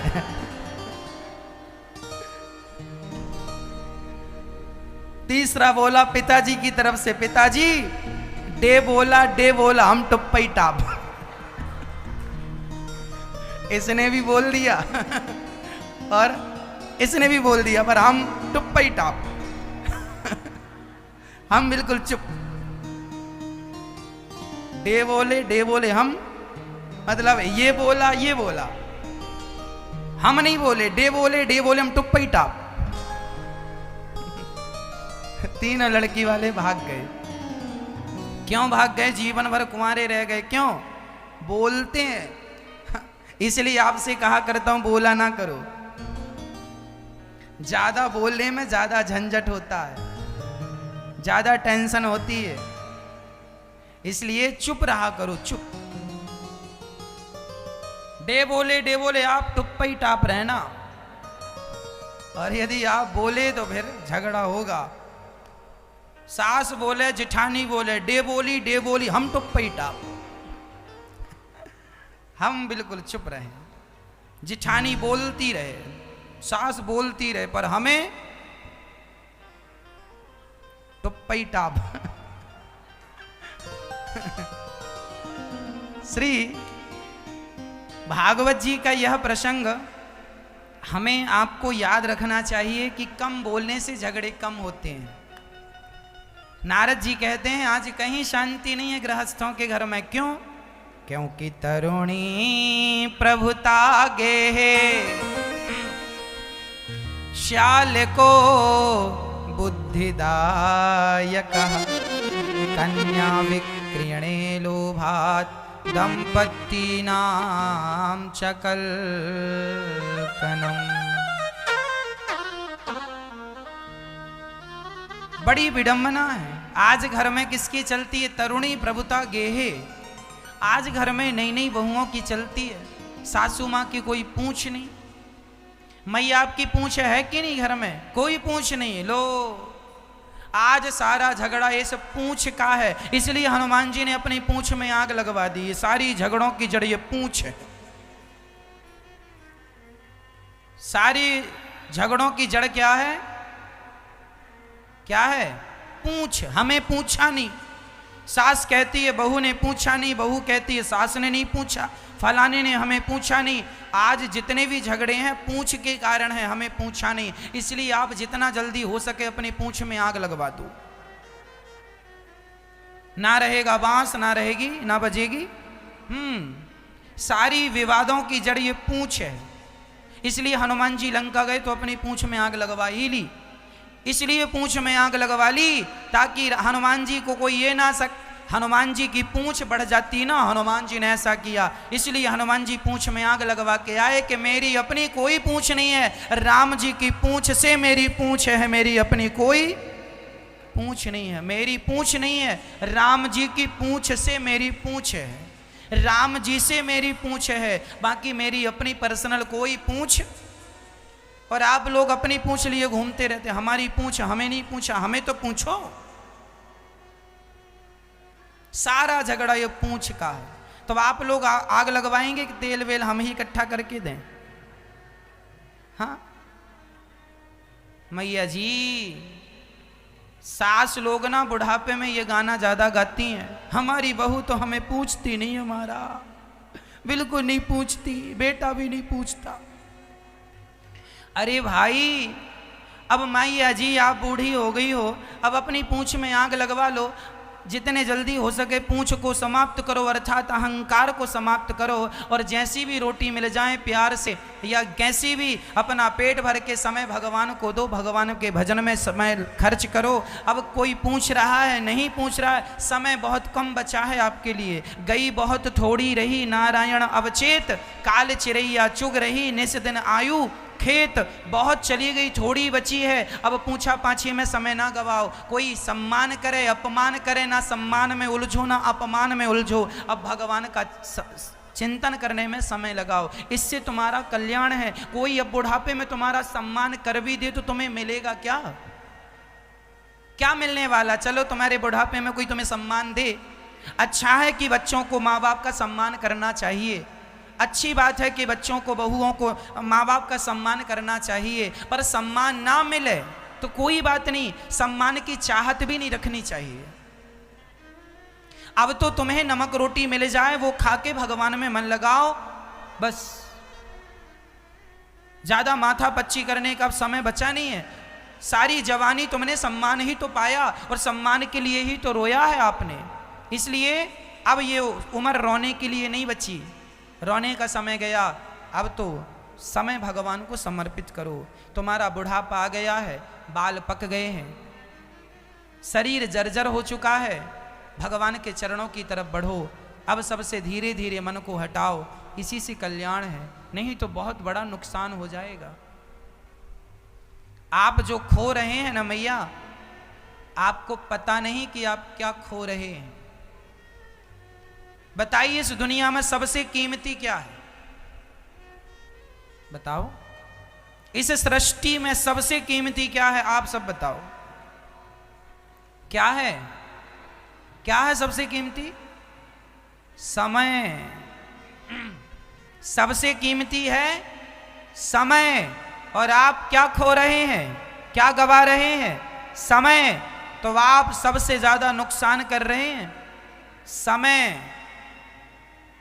महाभारत जब स्टार्ट होता था ना दूरदर्शन चैनल DD1 में पुराने जमाने में, तब उसमें गोल चक्र चलता था। अभी लॉकडाउन में भी महाभारत आया, उसमें देखा होगा महाभारत शुरू होने के पहले एक गोल सर्कल चलता है और एक आवाज आती है। कैसी आवाज? मैं समय हूं, मैं किसी के रोके नहीं रुकता। मैं क्या हूं? समय हूं, मुझे कोई पकड़ नहीं सकता, मुझे कोई रोक नहीं सकता। तुम्हारा बुढ़ापा आएगा, तुम्हें बुढ़ा किसने बना दिया? समय ने। तुम्हें धनवान किसने बनाया? समय ने। तुम्हें निर्धन किसने बनाया? समय ने। तुम्हारी होंठों पे मुस्कान किसने दी? समय ने। तुम्हारी आंखों में आंसू किसने दिए? समय ने। अरे समय ही है। एक समय वो था जब आप दौड़ जाते थे, जवान थे, दौड़ जाते थे, और एक समय आपका है कि एक कदम चलने में भी शरीर थर थर कांपता है बुढ़ापे में। वो भी आपका ही समय था और ये भी आपका ही समय है। जवानी थी, सीढ़ियों को पल भर में चढ़ जाते थे, दौड़ जाते थे, काम कर लेते थे। अब बुढ़ापे में 4 कदम नहीं चला जा रहा है। एक वो समय था जब शरीर में इतनी शक्ति थी कि आप नदी पार कर जाते थे, छलांग लगा लेते थे बड़ी बड़ी। अब ये समय आपका देखो, वो भी आपका समय था, ये भी आपका समय। पहले 10-10 रोटियां पचा लेते थे दिन में, अब तो साहब 2 रोटी नहीं पच रही हैं। वो भी तुम्हारा ही समय था, ये भी तुम्हारा ही समय है।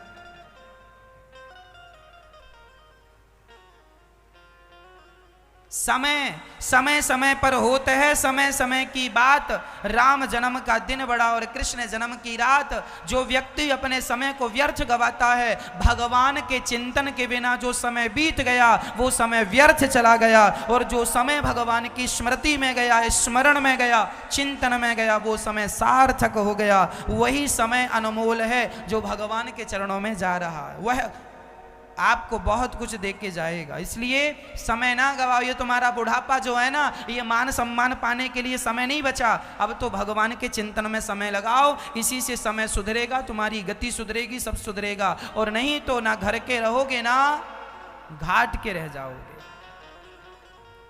अब सम्मान की जरूरत नहीं है मेरी माँ, ये पूंछ में आग लगा देना, नहीं तो बहुत बड़ा नुकसान होगा। अहंकार ना करना। जैसी रोटी मिल रही है, सम्मान से मिले या अपमान से, अब रोटी खा के पेट भरो और अपना भजन करो। अब बच्चों को आप कह रहे हैं महाराज जी हमारी बहू सुनती नहीं है, महाराज जी हमारा बेटा सुनता नहीं है। क्यों? तुम्हारा बेटा बहरा है, बहू बहरी है, सुनती नहीं? नहीं महाराज जी वो वाली नहीं, ऐसे नहीं सुनती, कुछ कहते हैं। अच्छा वैसे तो सुनती है, बहरी तो नहीं है, सुनती नहीं है। अच्छा आपकी बहू नहीं सुनती, आपका बेटा नहीं सुनता, आपने कितनी बार उसे समझा लिया? समझा लिया ना अपनी बहू को। सास कितनी बार समझाती है बहू को बेटा ये मत करना, ये गलत है, ये मत करना, गलत है। आपने समझा दिया ना अपने बेटे को, बेटा ये गलत है, ये मत करना, यहाँ मत जाना, ये गलत है, ये गलत है। समझा दिया ना, कह दिया ना शराब ना पीना गलत है। एक बार कहा, 2 बार कहा, 3 बार कहा, 4 बार कहा, नहीं माना ना, अब मत कहो। अपनी बहू को तुमने 10 बार समझा दिया है, गलत काम करने से रोक दिया, नहीं रुक रही है, मत कहो। बेटे को समझा दिया, समझाना हमारा फर्ज है, पर 1 बार 2 बार 3 बार, चलो 10 बार 20 बार तुमने समझाया, अब नहीं समझ रहे हैं वो लोग, आप मत समझाओ, अब उन्हें समय समझाएगा। और जब समय समझाता है ना तो अच्छे खासे लोग समझ जाते हैं। इंसान एक तो गुरु समझाता है और फिर समय समझाता है। गुरु समझाकर इम्तिहान लेता है और समय इम्तिहान लेकर समझाता है। दोनों के समझाने में बस इतना अंतर होता है। गुरु सिखाता है, समझाता है, फिर इम्तिहान लेता है, और समय पहले इम्तिहान लेता है, फिर बाद में समझाता है। इसलिए जो आदमी गुरु की नहीं समझ रहा है, माँ बाप की नहीं समझ रहा है, अब तुम्हें समय समझाएगा। और समय कौन? समय कौन है? भगवान को ही समय कहते हैं। कृष्ण ही समय है, मैं समय हूं। ये समय कौन है? ईश्वर ही समय है। ईश्वर की लाठी में आवाज नहीं होती। अभी नहीं समझ रहे हो ना, समझोगे, पर जब तक समझ में आएगा तब तक बहुत देर हो चुकी होगी। अभी देर नहीं हुई, अभी समझ लोगे तो कल्याण है, नहीं तो देर हो जाएगी।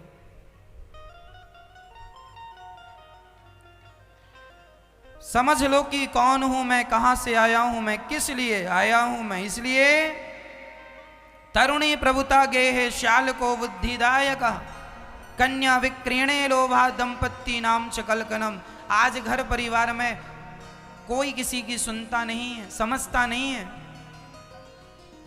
आज पहले संबंध होते थे, आजकल सौदे होते हैं। कितने का बेटा दिया? 10 लाख का। आज संबंध नहीं होते। आज लड़की वाले जाते हैं लड़के को देखने ना, तो एक कमरे में जाके मीटिंग होती है। मीटिंग में क्या बातें होती हैं? लड़की वाला पूछता है भैया क्या लेंगे आप? हाँ अब सुनो, 20 लाख तो कैश लेंगे, 10 लाख खाते में ट्रांसफर कर दीजिएगा। तुम विवाह कर रहे हो कि बेटे को बेच रहे हो? क्या कर रहे हो? आज बच्चे बिक रहे हैं, बाप बोली लगाता 30 लाख, 30 लाख 1, 30 लाख 2, 30 लाख 3। कोई बोला 35 लाख, हाँ साहब 30 लाख वाले को कैंसिल करो, 35 लाख वाले को। आप लोग भी तो अपने बच्चों को इसीलिए पैदा नहीं कर रहे हैं कि आप भी बड़ा करके बेचेंगे उसे। आपने अपने बेटे को बेचा तो नहीं, तो अभी तैयारी है बेचने की अगले साल? नहीं, मत बेच देना। और यदि बेच दोगे तो बहू खरीद लेगी, और बाद में मत बोलना कि बहू सेवा नहीं करती। क्यों करेगी सेवा? तुम्हारे बेटे को खरीद लिया है, अब खरीद लिया है, अब वो तुम्हारे बेटे को लेके चली जाएगी। फिर तुम्हारी सास बहू का कोई रिश्ता थोड़ी है, क्योंकि तुमने भाई बाजार में जो चीजें हमें मिलती हैं हम खरीद लेते हैं, वो हमारी हो जाती है। ऐसे ही होता है ना, मोबाइल हमने खरीद लिया वो हमारा हो गया, गाड़ी हमने खरीद ली वो हमारी हो गई, पत्नी ने पति खरीद लिया, लड़की के पिता ने लड़के को खरीद के अपनी बेटी को दे दिया, बेटी ये तुम्हारा है, अब इसकी सास पर इसका कोई अधिकार नहीं, मतलब तुम्हारी सास पर इसकी माँ का कोई अधिकार नहीं, इसके बाप का कोई अधिकार नहीं, क्योंकि अपने इसके माँ बाप ने तो बेच दिया। हाँ, बेचा ना होता, सौदा ना किया होता तो फिर तुम्हारी सास भी थी, तुम्हारा ससुर भी था, अब तो खरीद लिया, अब तो तुम्हारी कोई सास ससुर है नहीं। केवल बहुओं की गलती नहीं होती मेरी माँ, तुम सासों की भी गलती होती है। जब तुम बड़ा सा मुंह फाड़ते हो दहेज मांगने के लिए, तब अच्छा लगता है दहेज लेने में, और बाद में फिर महाराज बहू सेवा नहीं करती। क्यों करेगी सेवा, क्यों करेगी? तुम्हारी नौकरानी है, फोकट में नहीं लिया तुम्हारे बेटे को, 30 लाख में खरीदा है, तुम्हारे मुंह को पैसे से बंद किया है, ठूसा है तुम्हारे मुंह में पैसा, लो खाओ पैसा, तब लिया, फोकट में नहीं दिया। अब चुप रहो, कोई सेवा एवा नहीं होगी। क्यों? क्योंकि तुमने संबंध नहीं बनाया, सौदा किया। इसलिए हाथ जोड़ के कहता हूं मेरी मां, आज ना सही कल बहुत भारी पड़ेगा। दहेज लेना, लड़की के माँ बाप जो श्रद्धा से देते हैं ले लेना चाहिए, उसमें कोई नुकसान नहीं है जो श्रद्धा से है, पर जबरदस्ती की डिमांड नहीं होनी चाहिए। लड़की योग्य देख लो, लड़का योग्य देख लो, पर अपने बेटों को बेचो मत, कल को बहुत पश्चाताप करना पड़ सकता है। इसलिए ये जो दहेज की दीमक है समाज में लगी हुई है, इस दहेज की दीमक को भी समाप्त करना पड़ेगा। दहेज प्रथा समाप्त करनी होगी, नहीं तो बहुत नुकसान हो रहा है मेरे देश का दहेज के कारण। संबंध टूट रहे हैं, बेटियों को जिंदा जला दिया जाता है दहेज के कारण, फांसी पर लटका दिया जाता है दहेज के कारण, मिट्टी का तेल डाल के आग लगा दी जाती है दहेज के कारण। कितने क्राइम हो रहे हैं आप लोग सब जानते हैं, छिपा कुछ नहीं है। इसलिए अभी से तैयारी करो अपने बच्चों को, बेटा तुम्हें इतना योग्य बनना है कि तुम्हें किसी के सामने झोली नहीं फैलानी, दहेज नहीं मांगना।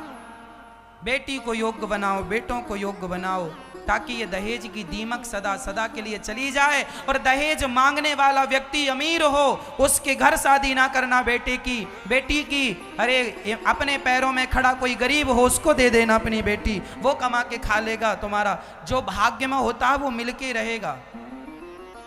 गरीब के घर बेटी ब्याह होगे और बेटा योग्य है तो वो गरीबी से अमीरी तक पहुंच जाएगा। और यदि नालायक को तुमने बेटी दे दी पैसा देख करके, तो जरूरी नहीं है कि वो आज अमीर है तो कल भी अमीर रहे, कल गरीब हो सकता है।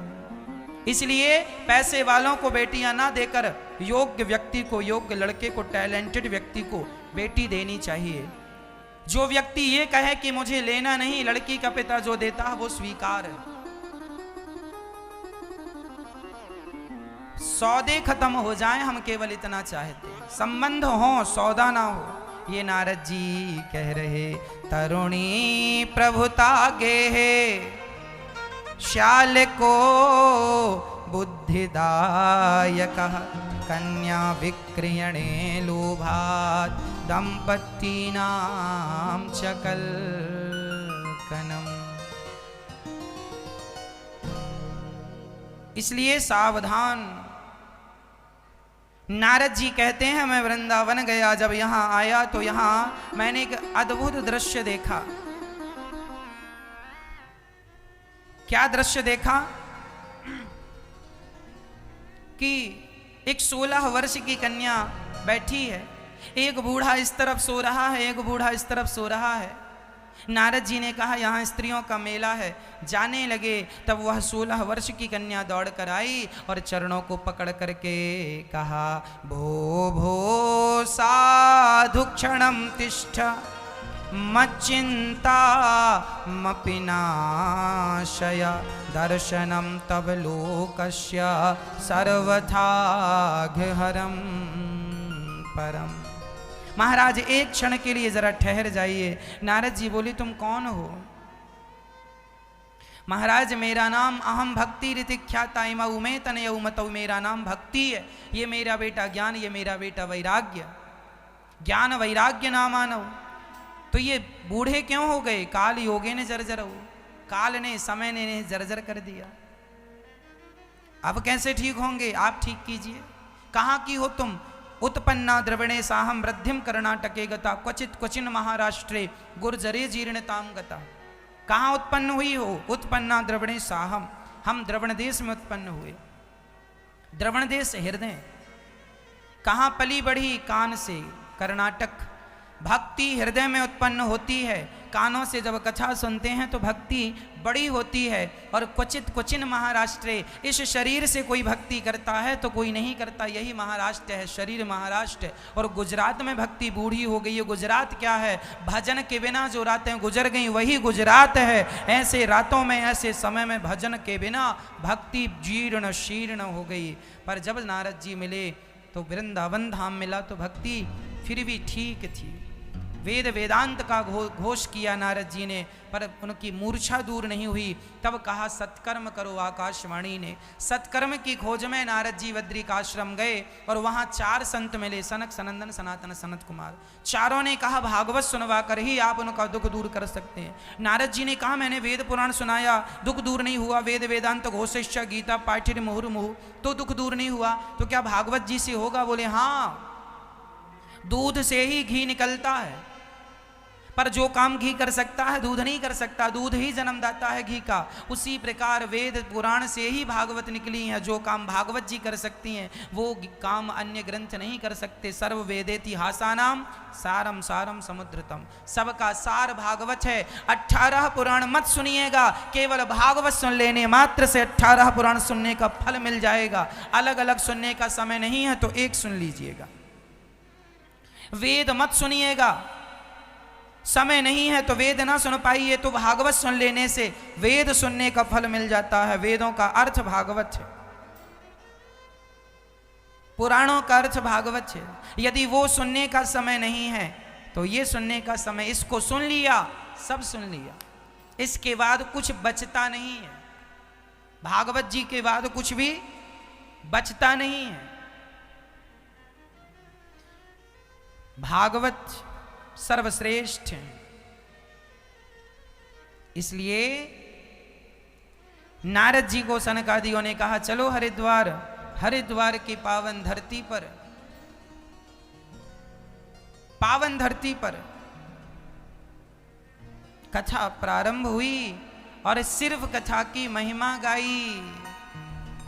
सदा सेव्या सदा सेव्या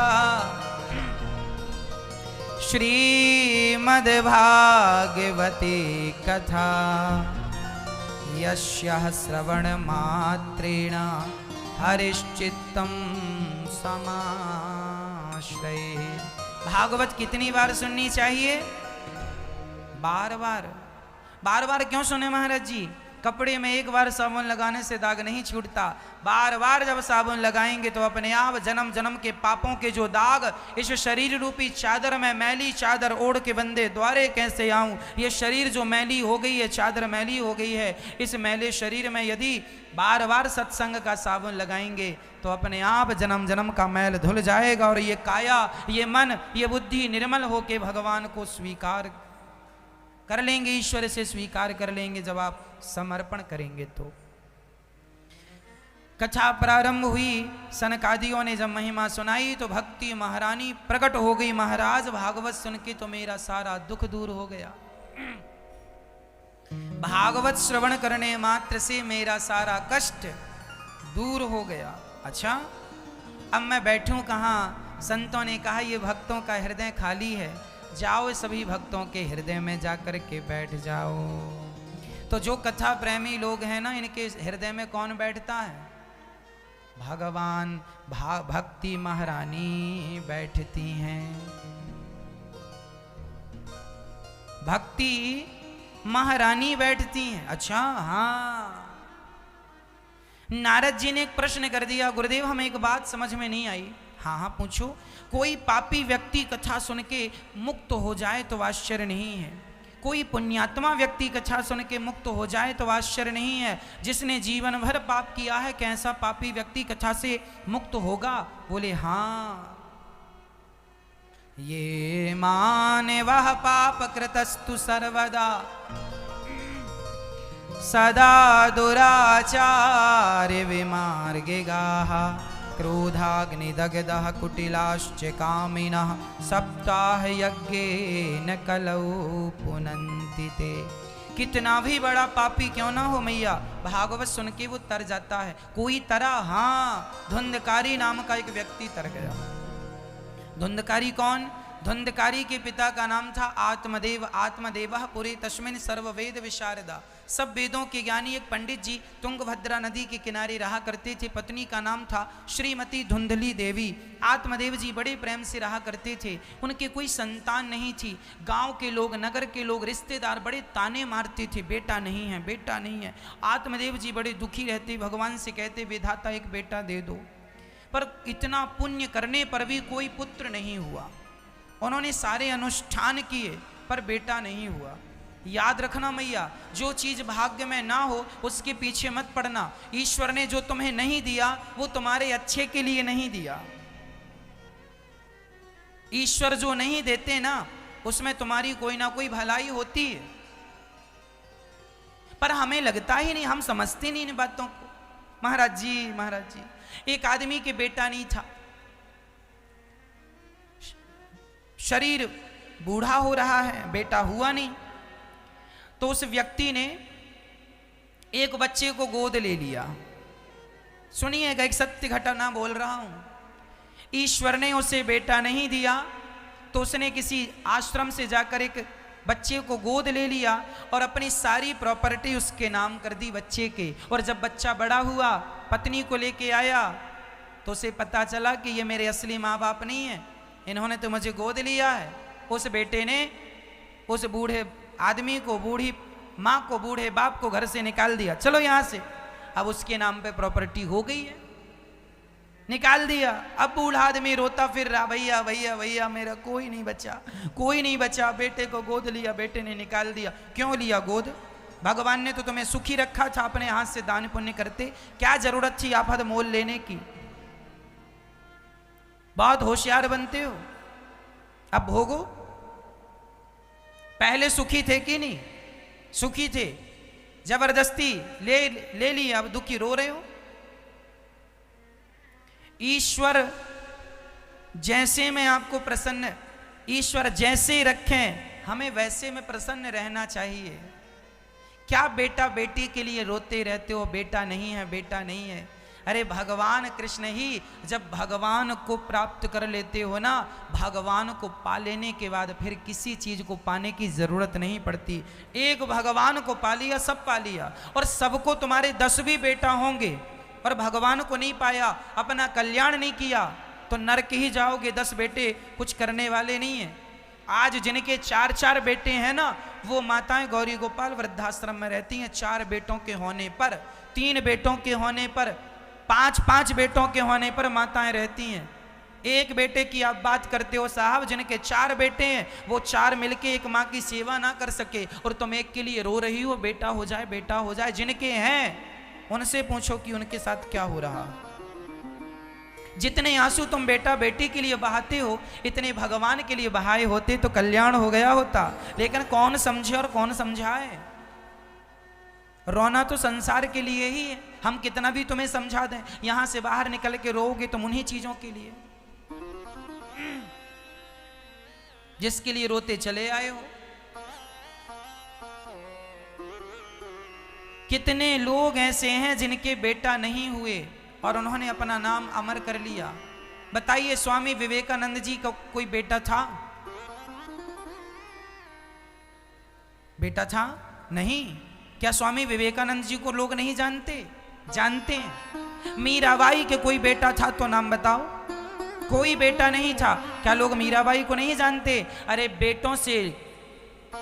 बेटों से माँ बाप को नहीं जाना जाता। आप खुद अच्छे कर्म करते चलो। लोग कहते हैं बेटा नाम रोशन करेगा। अरे तुम भी तो किसी के बेटे हो, तुमने अपने बाप का नाम रोशन किया? तुमने तो किया नहीं, और अपने बेटे से उम्मीद लगाए बैठे हो।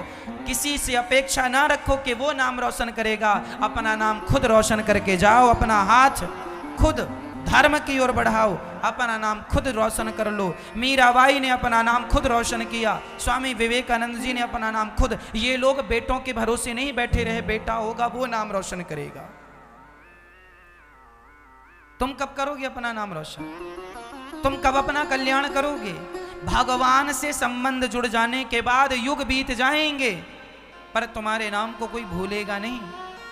मीरा को आए सदियां बीत गईं, कई 100 साल बीत गए, लेकिन आज भी मीरा के पदों को, मीरा की कथा को आज भी लोग जिंदा रखे हैं, अपने हृदयों में सजा के संवार के रखे हैं। स्वामी विवेकानंद जी को आए कितनी सदी बीत गई, लेकिन आज भी वो जिंदा है। नरसिंह मेहता को आए कितने समय बीत गया। गोस्वामी तुलसीदास जी का क्या नाम था? गोस्वामी तुलसीदास जी के बेटे का नाम बताओ, क्या नाम था? क्या बेटा था तुलसीदास जी का? नहीं, इन्होंने बिना बेटों का अपना कल्याण कर लिया। और बेटों से कल्याण नहीं होता, अपना कल्याण खुद अपने पुण्य के बल पे करके जाओ। बेटों के भरोसे क्या बैठे हो? बेटा तुम्हारे नाम का श्राद्ध करेगा, तुम्हारा कल्याण होगा। अरे ऐसा कर्म करके जाओ कि श्राद्ध की भी जरूरत ना पड़े, अपने बलबूते तर जाओ। अपने बलबूते इतना पुण्य करो जीवन में, अपने पुण्य के बल पर तुम्हें भगवान मिल जाएंगे ना, तो फिर श्राद्ध पिंडदान की भी जरूरत नहीं है। इसलिए आप लोग तो बस बच्चे चाहिए, बच्चे चाहिए। कितने लोग, कितनों का नाम बताऊं मैं। यशोदा माँ के भी कोई बेटा नहीं था, कृष्ण को अपना बेटा माना। तुम भी मान लो ना कृष्ण को अपना बेटा, भगवान को अपना मान लो। मेरी माँ, बेटों के लिए ना रोया करो, भगवान के लिए रोया करो, कल्याण हो जाएगा। ईश्वर के लिए रोने से सब मिलता है। बच्चों के लिए रोने वाले, उनसे पूछो क्या मिला। जिन बच्चों के लिए मंदिर मंदिर जाके रोते रहे, वही बच्चों ने बड़े होके घर से हाथ पकड़ के निकाल दिया। जिन बच्चों के लिए माथा पीटते रहे, बेटा हो जाए बेटा हो जाए, उन्हीं बच्चों ने बड़े होकर के अपनी मां को घर से निकाल दिया। कितनी माताएं यहाँ गौरी गोपाल वृद्धाश्रम में रहती हैं, जिनके बच्चों ने मां को फोन लगा के कह दिया कि अब दोबारा वापस मत आना। ये वही बच्चे हैं ना जिनके लिए माँ रोया करती थी, मेरा बेटा अच्छा हो जाए, स्वास्थ्य अच्छा हो जाए, बीमार रहता है, मेरे बेटा नहीं है, भगवान बेटा मिल जाए। जिन बेटों के लिए तुम रोती गिड़गिड़ाती रही, वही बेटे कहते हैं कि मेरी कोई माँ नहीं है, मर गई मेरी माँ। ऐसे कितने बच्चे ऐसे हैं गौरी गोपाल वृद्धाश्रम में जो माताएं रहती हैं, ऐसी कितनी माँओं के ऐसे कितने बच्चे हैं जिन्होंने ये कह दिया कि माँ मर जाए तो आना, तेरी लाश आनी चाहिए, जिंदा तुम ना जाना। एक माँ को बेटे ने ये कह दिया कि जिंदा हो तब तक मत आना, मर जाओ तो कह दिया महाराज जी लाश भिजवा देना माँ की। ऐसे बेटे हैं, इन बेटों के लिए तुम रोते हो। भगवान करे आपका बेटा हो, भगवान करे आपका बेटा संस्कारी हो, पर ना हो तो उसके लिए रोने की जरूरत नहीं। विधाता की मर्जी में अपनी मर्जी मिला दो। जैसी इच्छा राम जी की, जैसे रखे राम जी रहना चाहिए, और सीताराम सीताराम कहना चाहिए। जैसे रखे राम जी रहना चाहिए, सीताराम सीताराम कहना चाहिए। सीताराम सीताराम सीताराम कहिए, जाहि विधि राखे राम ताहि विधि रहिए। ये मर्जी भगवान की है, पर हम लोग ईश्वर की मर्जी में चलना नहीं चाहते, अपनी मर्जी लगाते हैं, अपनी मर्जियां चलाते हैं, इसलिए परेशान, इसलिए जीवन दुखी है। कोई किसी के लिए रो रहा है, कोई किसी के लिए रो रहा है, कोई किसी के लिए, सब रो रहे हैं। धन्य हैं वो लोग जो दुनियादारी के लिए ना रोके, भगवान की याद में भगवान के लिए रो रहे हैं। धन्य हैं वो लोग, समझदार हैं वो लोग जो भगवान के लिए रो रहे हैं। अभागे हैं वो जो मनुष्य का तन पाकर भी बेटा बेटी के लिए रो रहे हैं। अरे बच्चे तो देखो कुत्ता बिल्लियों के भी होते हैं, और तुम्हारे भी बच्चे हैं। बच्चे ही पाना हो तो हर योनि में बच्चे मिल जाते हैं। पर भगवान को पाने के लिए केवल ये मनुष्य का शरीर है। कुत्ता, बिल्ली और बंदर और बकरा बकरी के शरीर से भगवान को नहीं पाया जा सकता। मनुष्य के शरीर से भगवान को पाया जा सकता है। मनुष्य का शरीर पाकर भी भगवान को ना पाया तो इससे बड़ा नुकसान और कोई नहीं है। सबसे बड़ा नुकसान है हमारा और आपका। इसलिए भगवान के लिए यहां गौरी गोपाल वृद्धाश्रम में माताएं रहती हैं। यहां वही माताएं रहती हैं जिनके अपने बच्चों ने मां को घर से निकाल दिया। यहां लगभग 200 माताएं रहती हैं। अब 200 माताएं यहां हैं। 200 बच्चे ऐसे हैं जो अपनी मां को घर से निकाल चुके हैं। लगभग 200 बच्चे। किसी मां के 1 बेटा है, किसी के 2 हैं, किसी के 3, किसी के 4, किसी के 5 बच्चे हैं। लेकिन उन 5 में से किसी एक को आज मैया यहाँ सालों से रह रही हैं, लेकिन इन बच्चों को अपनी माँ की याद नहीं आई। एक बार भी फोन नहीं लगाया कि माँ जिंदा हो कि मर गई, हाल चाल नहीं पूछा। कितनी माएँ ऐसी हैं जो अपने बच्चों के होने पर भी दुखी हैं, ठुकराई हैं, सताई हैं। आज एक माँ से हम आपको मिलाने जा रहे हैं। जरा दृश्य देखिएगा। एक ऐसी माँ जो अत्यंत वृद्ध हो चुकी हैं, जर्जर शरीर हो चुका है, अब इनका कोई सहारा नहीं है। ऐसी बूढ़ी माँओं के लिए ये गौरी गोपाल वृद्धाश्रम के दरवाजे खुले होते हैं।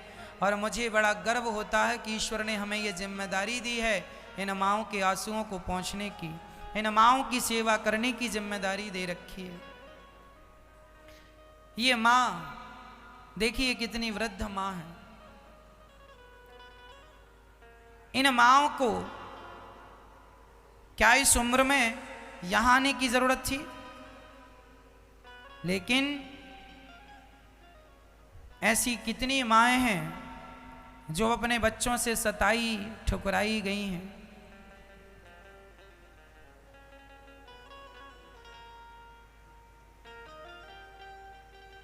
ये माँ है, मैया की उम्र है 90 वर्ष, 90 साल की मैया हैं। मैया जी कहाँ से आई हैं आप? इंदौर से। इंदौर से हैं मैया जी। कल्याण मील हाँ। भट्टा। हाँ। कल्याण मील भट्टा इंदौर से। हाँ। कितने बच्चे हैं मैया जी आपके? नहीं, 2 बच्चे थे, छोरा ही मर गया, बहू भी मर गई, न बेटी मर गई। इसका छोरा था तो वही पोर के मर गया। हाँ? पोर के मर गया छोरा है। एक बेटा था मैया का, एक बेटी थी। अब बेटा भी नहीं है दुनिया में और बेटी भी नहीं है। तो बेटे का कोई बेटा आपका पोता है? पोता मर गया, पोर के। पोता भी चला गया। देखिए जरा किस्मत भी क्या खेल रचाती है। बेटा नहीं है, बेटी थी, बेटी भी नहीं है अब दुनिया में, पोता था, पोता भी नहीं, कोई सहारा नहीं है। इसलिए अब माँ को यहाँ आना पड़ा गौरी गोपाल वृद्धाश्रम में। और जब कोई सहारा नजर नहीं आया तो माँ यहाँ आई। और आप सभी से मैं प्रार्थना करूँगा कि माँ का बेटा नहीं है, माँ की बेटी नहीं है, तो आओ हम सभी भारतवासी माँ का बेटा और माँ की बेटी बनने का संकल्प लेते हैं। ये 90 साल की माँ है। यदि हम इन माँओं की सेवा करेंगे ना तो इस वे सहारा माँ को जब हम सहारा देंगे, वे सहारा माँ को जब आप सहारा देंगे, तो बताओ क्या आपके इस पुण्य को ईश्वर नहीं देखेगा? इन बढ़े हुए हाथों को ईश्वर जरूर देखते हैं कि आपके हाथ किस तरफ बढ़ रहे हैं। इन माँओं की सेवा से जब आप अपने आप को जोड़ते हैं तब आपका धन पवित्र हो जाता है। कितनी आयु है मैया जी आपकी? कितने वर्ष की हैं आप? 90 वर्ष की आयु है मैया जी की। आप यहाँ आई हैं तो यहाँ का परिचय किसने, पता किसने दिया, कैसे आपको पता चला यहाँ के बारे में? कथा सुनती थी। कथा सुनती हैं आप? हाँ, सुनती। कथा सुनती हैं मैया, टीवी के माध्यम से यहाँ आई हैं। और मैया जी आओ हम सभी मैया को आश्वासन दें कि मैया अब आप ये मत कहा करिए कि आपकी बेटी और आपका बेटा नहीं है। हम सभी भारतवासी ही, हम आपकी बेटी और आपके बेटे हैं, हम सभी आपकी संतान हैं। कहो आप लोग मैया की बेटी और बेटा बनना चाहेंगे? 90 साल की मैया का सहारा बनना चाहेंगे? तो अपने ये हाथ जरूर बढ़ाइएगा, इन हाथों को सेवा से जोड़िएगा ताकि हम इन माँओं का सहारा बन सकें, इन माँओं की सेवा कर सकें जिनका अब इस दुनिया में कोई नहीं है। ऐसी कितनी माँ, यहाँ लगभग 200 माताएं हैं जिनके बच्चे, मैया का तो चलो कोई सहारा नहीं है, पर ऐसी कितनी माएँ हैं जिनके बच्चों ने घर से निकाला है। एक बार भी वो बच्चे ये नहीं कहते कि माँ हमसे गलती हो गई। अरे वो बच्चे कह दें कि माँ गलती हो गई तो माँ तो आज माफ़ कर दे और गले से लगा ले बच्चों को, पर बच्चे कहें तो सही कि हमसे अपराध हुआ है, स्वीकार तो करें अपनी गलतियाँ। ऐसी 200 माताओं की सेवा करने का दास अनिरुद्ध को ईश्वर ने ये सौभाग्य दिया है, ये जिम्मेदारी दी है। ये दास अनिरुद्ध वह जिम्मेदारी निभा रहा है। प्रिय भक्तों, यहाँ सिर्फ माँओं की सेवा नहीं, आपसे प्रार्थना करता हूँ इन माँओं के रहने के लिए गौरी गोपाल वृद्धाश्रम भर चुका है। एक बड़ा आश्रम बनाने की ज़रूरत है जहाँ 1000 माताएं एक साथ एक छत के नीचे रह सकें। आपसे प्रार्थना सिर्फ इतनी है, मैया जी अब आप यहीं रहिए, ये भक्त लोग आपके सभी ये भारतवासी आपके बेटे और बेटी बन के सेवा करेंगे। हम सभी संकल्प लें माँओं की सेवा का। और इन माँओं की छाया के लिए आपसे कहता हूँ कि एक कमरा बनवा करके आप इन माँओं की सेवा में समर्पित कर सकते हैं।